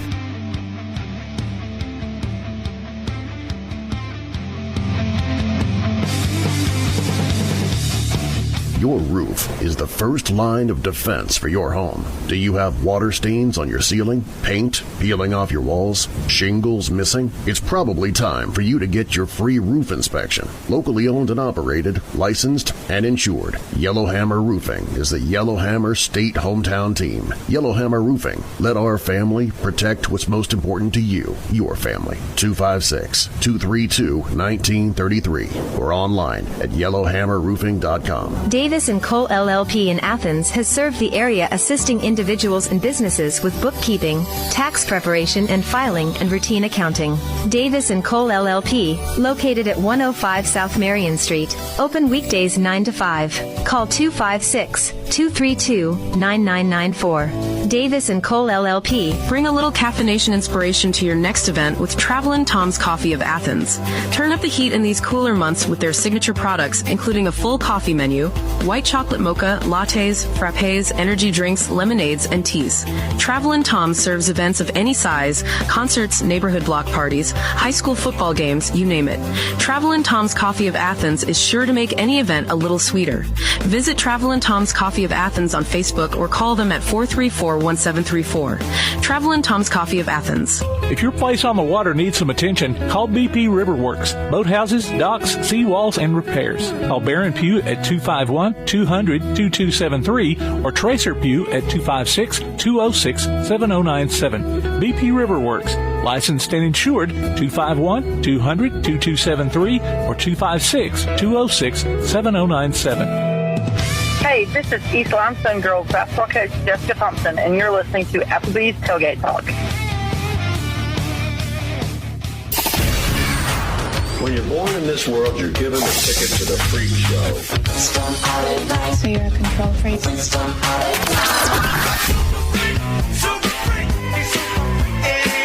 It's just a freak show anyway.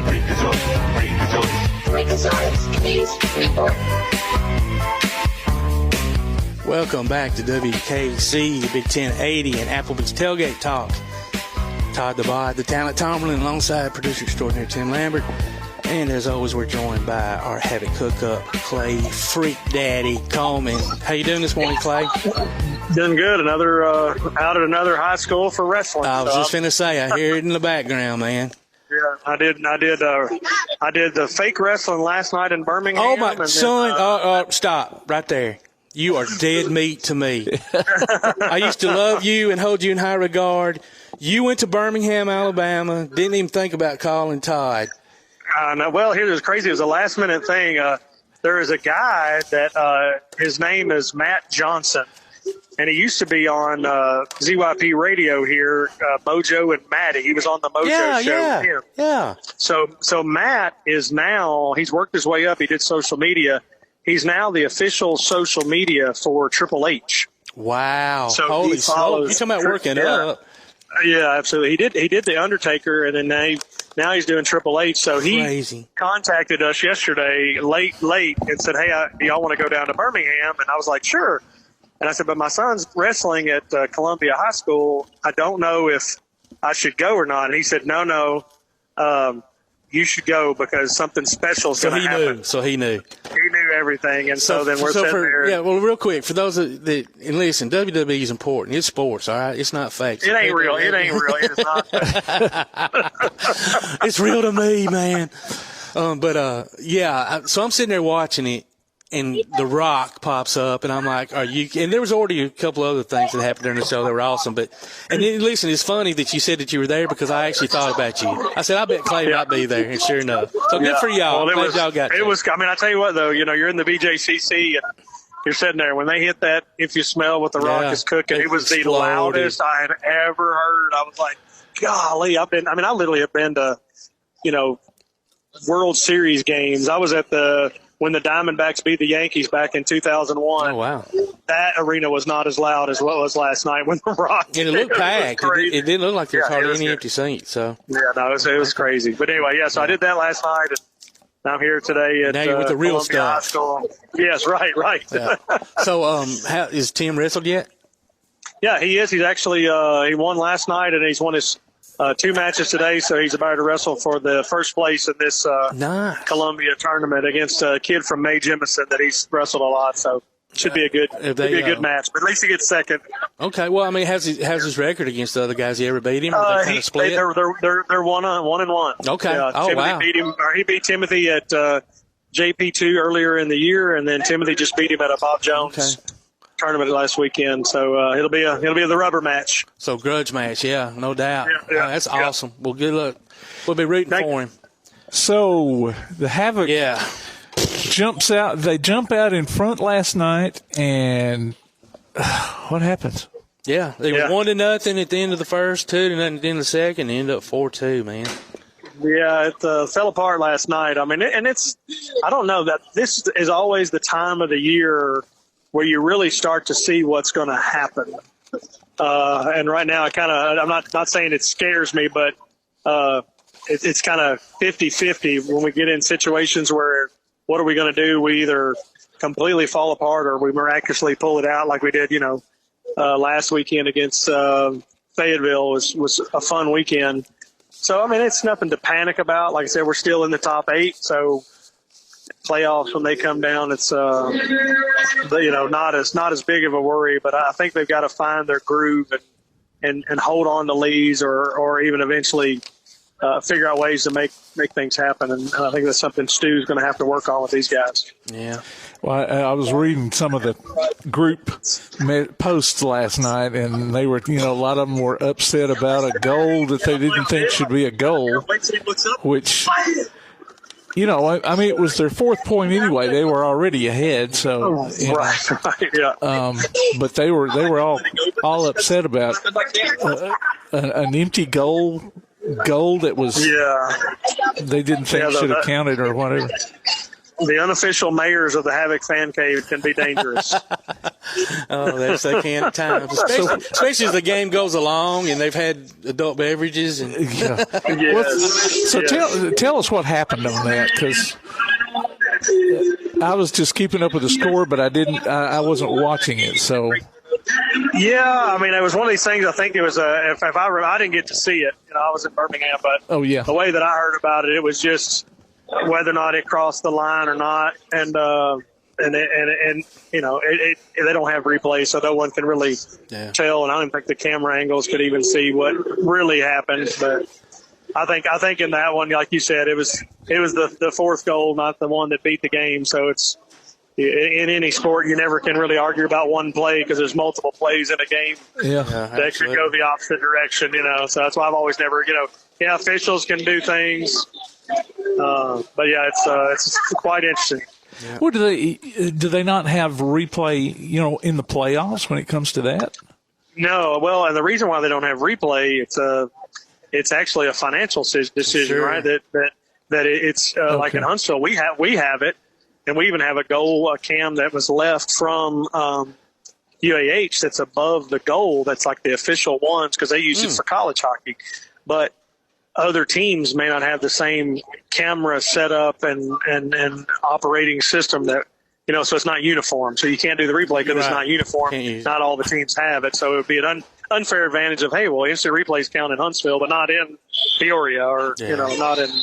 Well, I mean, don't they still have – I know they had a big deal with high school getting replay, and, some schools had it, some schools didn't, and it just depended on, if the home school had it, then – I think they could use it, or I don't know. Like I said, I think with SPHL it has to be a league-wide adoption. And I mean, it could, and I mean, I think it would be good, and it would be a way to step the game up a little bit. But like I said, there's some teams that aren't as blessed as the Havoc, where sadly they're doing everything they can to make ends meet. I was going to say, when you got 500, when you got 500 in the crowd, and you're just trying to keep the lights on and pay the players and coaches and staff. They're lucky if they find an officiating crew. Better yet, someone that knows how to run a replay system. Yeah, that makes sense. Fortunate for us, the replay system that we have in the arena is run by Bob Boyer, who is a TV producer and runs a director at Fox 54. So we've got professionals in there running it. Where, like I said, you never know. And Bob loves it. What I think you guys understand this too. The look of what people think when you're working in radio or in TV, it's like if they knew what we actually got paid on some of these things, they'd be like, well, why do you do that? So tonight we've got a chance at revenge. And yes, neither.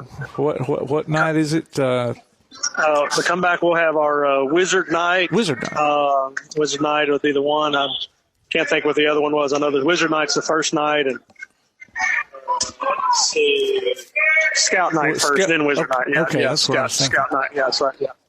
So for Girl Scouts and Boy Scouts. Oh, that'll be good. That'll be great. Yeah, actually. absolutely.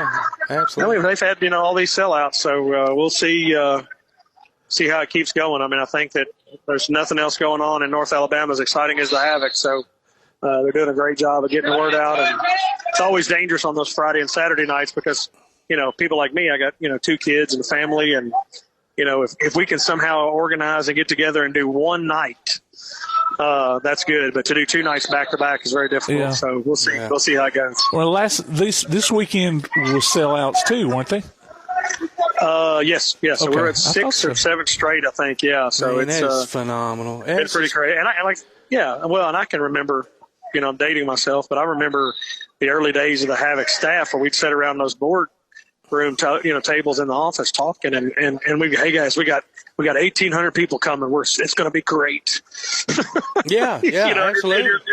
And you were ecstatic when you had 1,800 to 2,000 people in the building. Yeah. And if we ever got a sellout, it was usually military night or maybe the Melissa George night. Something special. So I mean, just to see the success, and I kind of tease all the Havoc staff now that I tell them that you're standing on the shoulders of all of us that made it happen. Well, I mean, I can remember the days of the Huntsville Blast.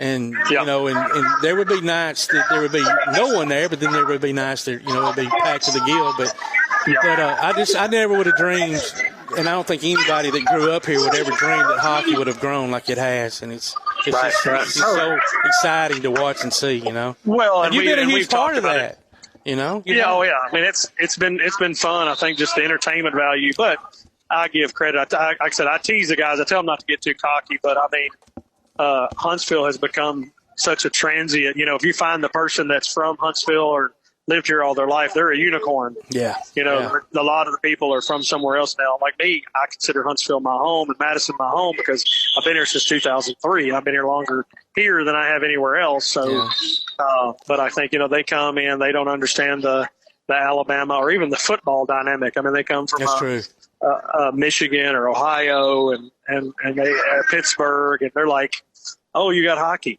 And I think the Nashville Predators have helped too. Oh yeah, I think so too. Yeah, absolutely, right up the road. It's just made it where it's made it to where it's just a topical event. And where it used to be where you say hockey and they're like, what's hockey? Yeah. Now I think they know what hockey is. We sure do. Being successful at it. Well, Clay, man, we always appreciate your time. We'll be rooting for Timothy. Tell him we said good luck and hope he pulls out a win, man. Thank you, guys. I appreciate it. All right, have a great weekend. Sectionals next weekend, and then state tournament after that. So hopefully, thank you. Exciting stuff. All right, buddy. Well, take care and be safe. All right, see you. Bye-bye. All right, that was our Havoc hookup, Clay Coleman. We're going to take us a quick break, and you're listening to Applebee's Tailgate Talk on WKC, the Big 1080. Congratulations to this week's Howl with a Havoc winners, Angela Pilot, Cindy Green, Austin Tucker, Leslie Benson, Doug Lovell, and Eugene Gibson. They each pick up tickets to see the Huntsville Havoc in action this season. Go to tailgatetalk.net and enter your name, and you may be our next winner. Tailgate Talk will be right back. Limestone Drug, located on the square in downtown Athens, is your local Health Mart pharmacy. As your local Health Mart pharmacy, Limestone Drug is locally owned and has a personal commitment to the community. Limestone Drug honors prescription drug plans, including Medicare. They accept flex spending cards and fill prescriptions in minutes, not hours. Limestone Drug knows there's nothing more important than your family's well-being. So shop Limestone Drug at 200 West Market Street in Athens, your local Health Mart pharmacy. Limestone Drug, caring for you and about you. From day one, First National Bank has been built on a strong foundation of community first. First to lend a helping hand, first to help with community events and fundraisers, first to support local students, athletic programs, and civic organizations, first to support events like United Way, Relay for Life, and many more charitable events, and most importantly, working for our great community. Without you, there'd be no First National Bank. Making communities great together, that's what we strive for. Equal housing lender, member FDIC. Daly & Son Car Care is Ardmore's only one-stop auto repair and tire shop. Whether it's major mechanic or brake work or routine maintenance like an oil change or lube job, Daly & Son Car Care has been satisfying customers all over with their fast and friendly service. They're also your headquarters for quality Cooper tires. Stop by and see Wayne, Nikki, or Dale at 25600 Main Street in Ardmore, Tennessee, or call them at 931-427-4651. They're on Facebook, too. Daly & Son Car Care, open Monday through Friday, 7:30 till 5, and Saturday, 7:30 till noon. For screen printing, sign printing, banners, logo design, and more, look no further than That Shirt Printing Place. Located at 709 North Jefferson Street in Athens. Call 256-444-1827. That Shirt Printing Place. Visit them online at thatshirtprintingplacellc.com. Look for them on Facebook, too.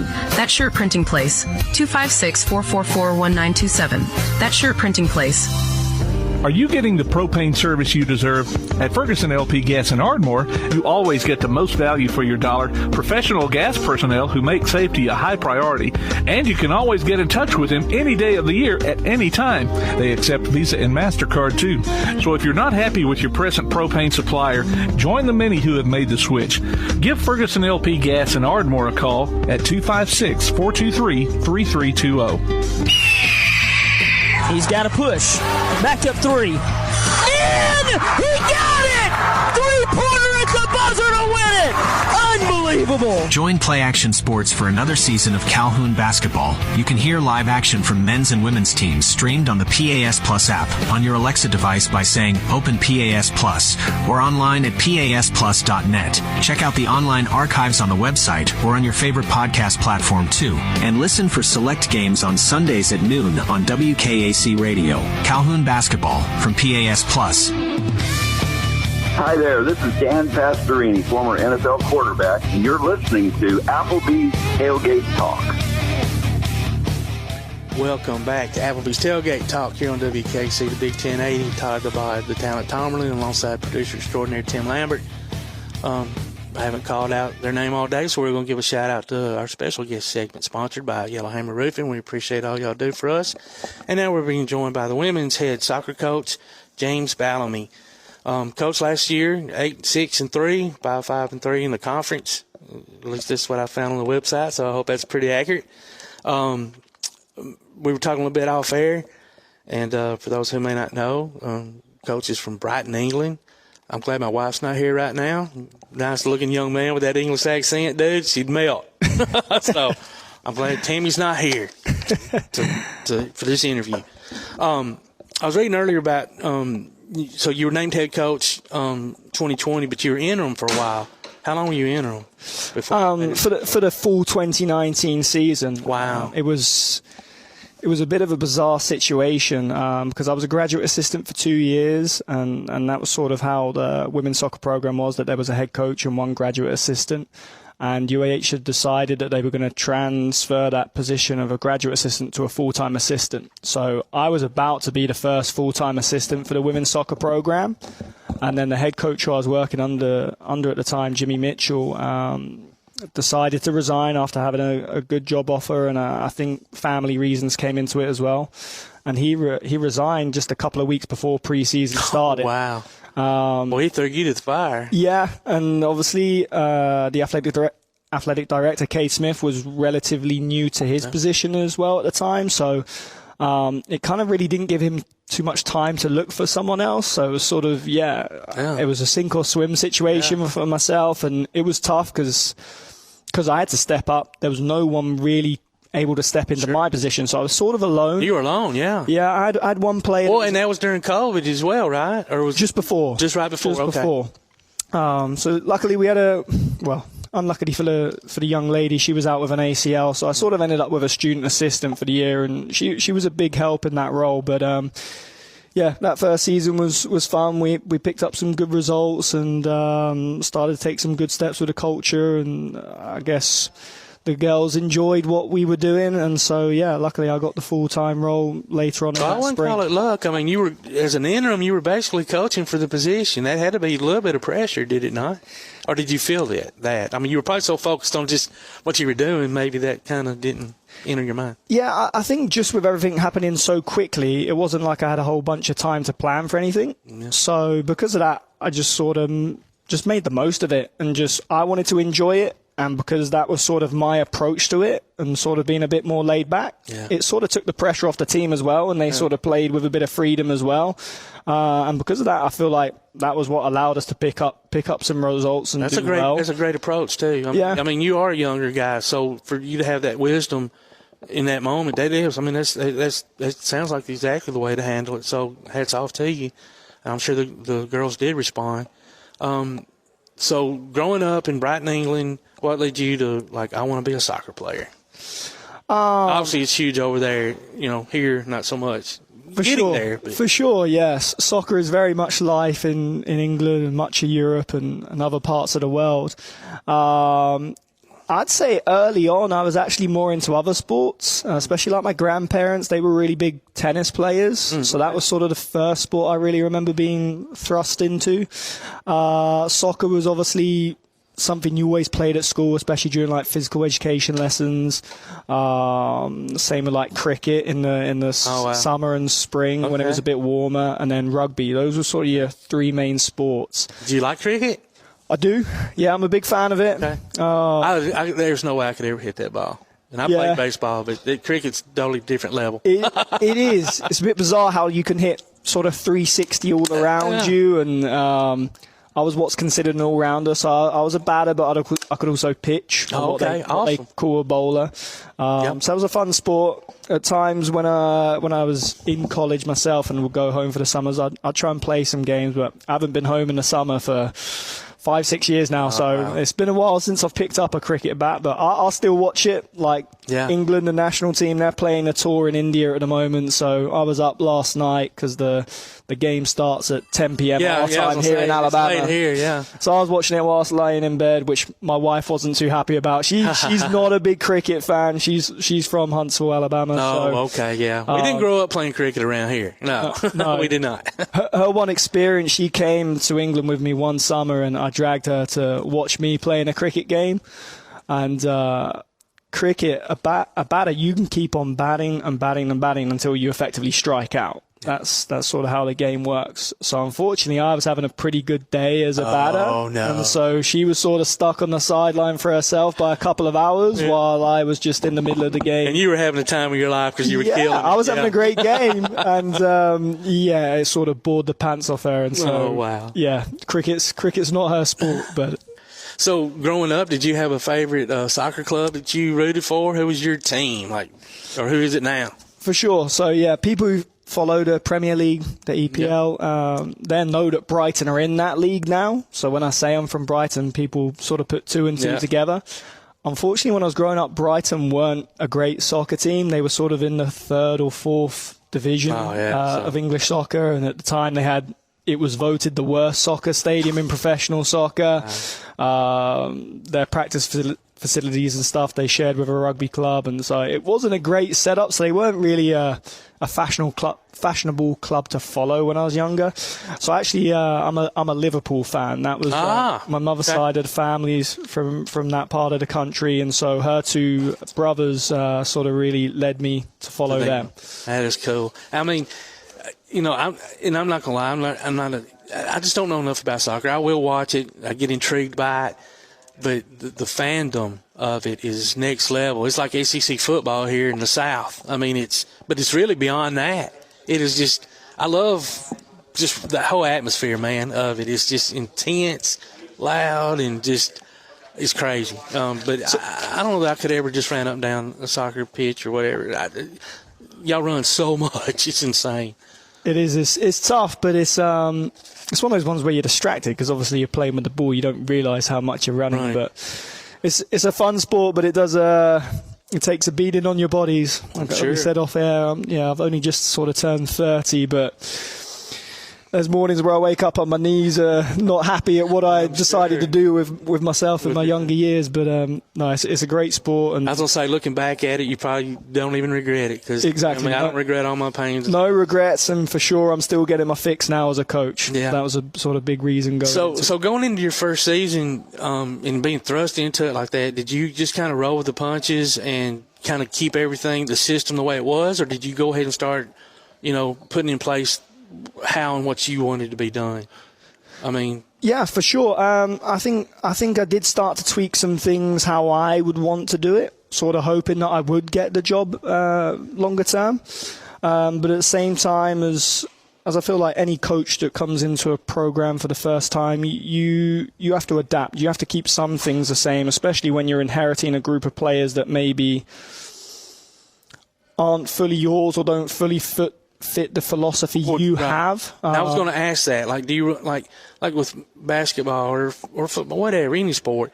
I mean, obviously, a new coach comes in, one system or offense, defense, whatever was ran, but you have to how hard is it to adapt?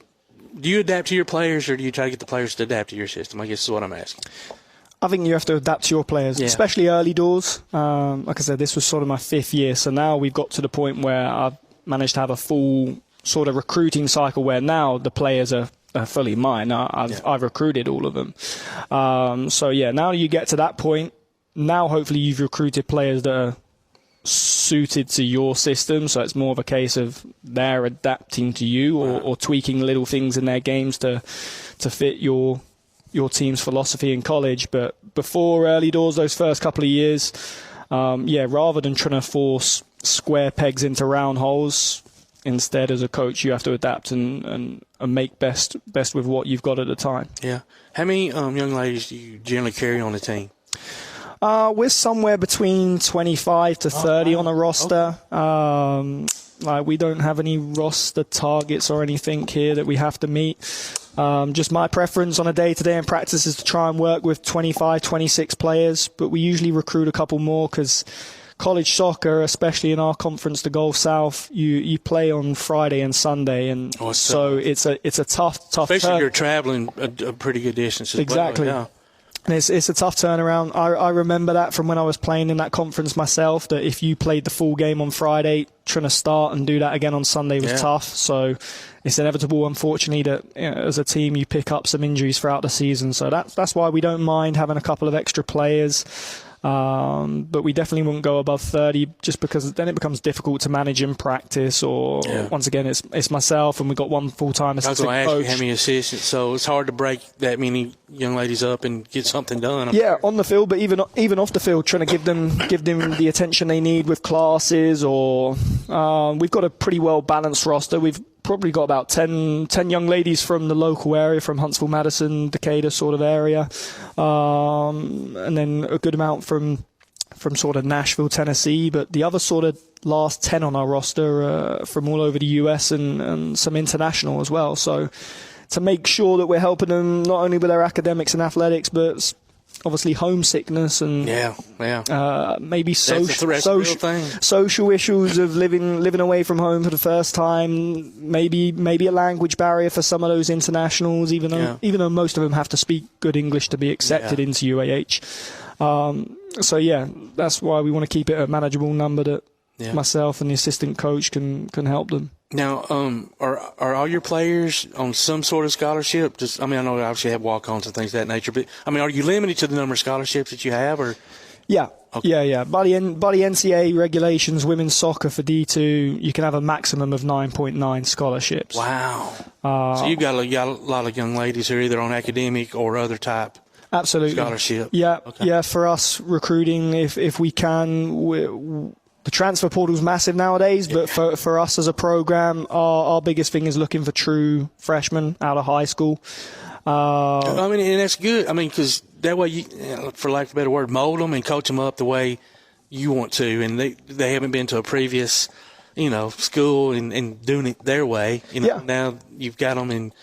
No, I agree. That's part of the thinking, is that you're going to have them for 4 years, which is obviously helpful for their development and for our team's development. But then also from a financial aspect, UAH does really good scholarships for high school incoming freshmen. Not so good for transfers. So really? Yeah. So for recruiting, it's better for us financially and as a program, but it's usually also better financially for the student athlete as well if they're a true freshman. So do you and through the years this sport has really grown, I mean, in our area. Yeah. But I mean, do you find it harder or very hard to find girls that can play at this competitive level locally? I mean, or is it pretty plentiful? There's talent, and it keeps on growing, the talent pool. Like next year for our 2024 commits, we've got one young lady from Sparkman High School who, for girls soccer, they won the 7A state championship last year, so they're a good team. There was a couple of others on that team that I tried to recruit who have ended up going down to Troy University instead. And that's happened. They just didn't know, Coach. Well, there's a young lady who just joined us this spring as a transfer. She went to Troy this year as a freshman. Now she's transferred to us this spring, and she was local. She's from Bob Jones. Okay. So yeah, there's talent locally, but some of them want to leave town and go experience something different. And I fully appreciate that. Well, obviously, exactly. Yeah, you're living. I crossed. I left a different country, not just a different town to end up here. So I get it that they want to experience something different, but yeah, there's a good talent pool here, and that is sort of my primary objective. We speak about it as an athletic department about trying to be Huntsville's team, and that's sort of always been my thinking as well from day one. Is I want to make a team that the local community can be proud of, and if they come watch our games, they go, hey, I played in high school with her, or I've seen her playing for the club team, and I want to be like her. And it probably helps grow the crowds as well. I mean, somebody's want to come see somebody local. If their whole team's international or something, and they're not invested in the local talent, then they may not come. But obviously, we've got classifications 1 through 7A. And I'm sure you look at all players, but I mean, do you find that like obviously 7A is that much better? And I don't even know how they divide it up. Don't they have like 1A, 2A together, 3A, 4A together? I think it's 1A to 3A, and then 5A, and then 6A and 7A. Okay. Oh, like 1A to 3A, and then 5A, 6A, and 7A. Okay. I believe that's the way it is. I mean, have you ever ran across a young lady maybe playing 3A, 2A ball that you're like, wow, she can do it? Absolutely. There's some diamonds in the rough out there. The problem with, it's not a problem, but with those, you just want to sort of double check. Usually those sort of special players, you hope they play for like a club team as well. Yeah, and most of them do, right? Yeah, most of them do, and you go and try and find them and watch them when they're playing for their club team as well, to just sort of verify what you're seeing. Do you find it, and I hate to say easier, but I mean more, I don't know, whatever, but scouting the club level players versus going to a 2A game of the week? I mean, is it easier to find the better talent at the club level? Because most of those players are probably better, right? Yeah, it for sure is easier to find them at the club level. Once again, the sort of expression of iron sharpens iron. You can't really argue with that. And so club ball, if they're performing at that level, they're probably going to be able to do it consistently at a higher level. If you see them doing a high school game, it depends on who their opponent is. Like last night, the girls and boys high school soccer season just started on Thursday night. So last night I was over at Huntsville High School watching the girls' opening game against Homewood. Really great game. Obviously, Homewood, Birmingham, there's always a good talent pool down there, and I'm pretty sure they may have won the state championship for 6A girls last year. They were a good team, but Huntsville look like they've got a good team, some good young players, and they've got a young lady in goal, a senior, who's committed to Georgia State. She's a really good goalkeeper. There's plenty of talent around here. So even just watching a high-level game like that between two high-level teams, that would almost be equivalent to watching a club game, because a lot of those young ladies do play at that level anyway. When you talk about local players, who's the farthest the one from the farthest away that you've got on your team? So internationally at the moment we have one young lady from Brazil, one from Spain, and one from Sweden. We just had a young lady graduate in the fall who was from Israel, and she was super talented. She got called up to the full national team during our season in the fall. Obviously, a really unfortunate situation with the war over there. Yeah. Her first call up came literally the week before the war broke out. Oh no! And so the first international break for soccer, it got postponed for her. Now, is she over there now? Or She is. She's returned back home. She's in Jerusalem. She's safe, and she's playing for a professional team in that league. And hopefully, when the next international break comes, she gets another call up because she performed well in their last group of games. So. See, I didn't know they could get called up from college. I mean, it sounds like the Huntsville Havoc, some of their players getting called up to bigger leagues, so I didn't know they could call up. Does that happen very college. often to you, where a player will be called up, or? No, it's a pretty rare occasion. Okay, so she must have been phenomenal. Yeah, she is a good player. Obviously, she does play for a slightly smaller soccer nation in Israel, so they've maybe got a slightly smaller talent pool, and it's one of those ones where we were talking earlier off air about the professional levels over here in the US in terms of competitiveness at the college level and the facilities that are provided and opportunities. And so for a young lady like that growing up in Israel for the youth soccer scene, probably the opportunities and facilities available to her aren't as good as what's here in the US. Yeah. So that's probably a similar reason why she wanted to come over here, was to better herself as a player, being able to practice every day in good facilities. And obviously, her national team were keeping tabs on her. Okay. Well, all right. Well, Coach, man, congratulations on everything. Look forward to the upcoming season. I know you're going to be out there recruiting and getting all these young ladies in here to continue your success. And appreciate you joining us, man. No problem. Thanks for having me. That was Coach James Ballamy, UH women's head soccer coach. We appreciate him and everybody's been joining us today. We're going to take a quick break. You're listening to Applebee's Tailgate Talk on WKC. The Big 1080, and we are gone.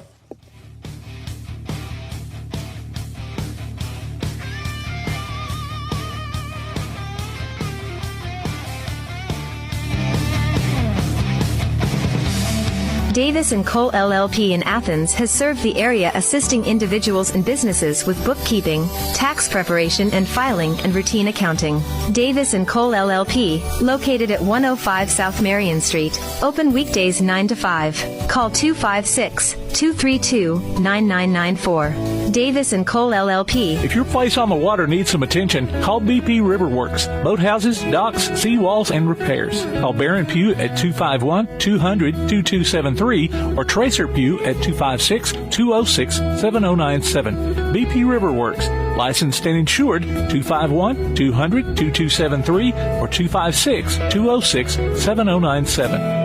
While others have come and gone, the Lion's Den Gym has been roaring as a workout and exercise fixture in Athens, growing from its humble basement beginnings in 1981 to their current 10,000 square foot location at 212 Commercial Drive in Athens. The Lion's Den offers 24/7 access to their ever-expanding equipment collection that includes treadmills and climbers, elliptical trainers, stationary bikes, loose weights and dumbbells, and over 45 different weight machines.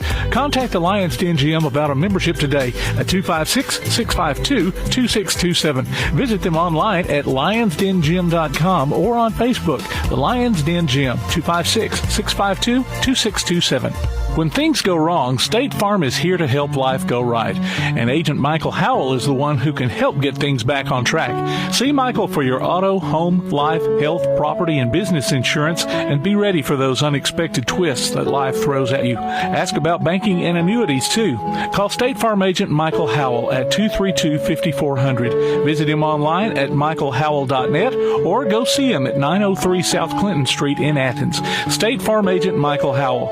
There when things things go wrong, here to help life go right. Your roof is the first line of defense for your home. Do you have water stains on your ceiling? Paint peeling off your walls? Shingles missing? It's probably time for you to get your free roof inspection. Locally owned and operated, licensed and insured, Yellowhammer Roofing is the Yellowhammer State hometown team. Yellowhammer Roofing. Let our family protect what's most important to you, your family. 256-232-1933 or online at yellowhammerroofing.com. Home security is not what it used to be. With Secure Connect and smart home integration features, you can unlock your doors and turn off your alarm from your smart home app. No more hiding a key under a rock. Get Secure Connect and live life connected. Call Ardmore Telephone Company at 800-830-9946 to secure your home today. B4 Therapy is an outpatient provider offering community-based care with a unique partnership model that allows them to consistently deliver world-class outpatient care, emphasizing personalized hands-on treatment. Whether it's orthopedic, physical, geriatric, or manual therapy, sports or neuro rehab, telehealth, or most any type of muscle or joint pain, B4 Physical Therapy promises to treat you with integrity, compassion, faithfulness, and selflessness. Locations in northern Alabama and southern Tennessee. Look for them on Facebook or online at p4physicaltherapy.com. You've been listening to Applebee's Tailgate Talk live on location. You can hear the archive of this and other shows online at tailgatetalk.net. Join us next Saturday at 10 a.m. on 1080 WKAC. Applebee's Tailgate Talk is a production of Play Action Sports on 1080 WKAC.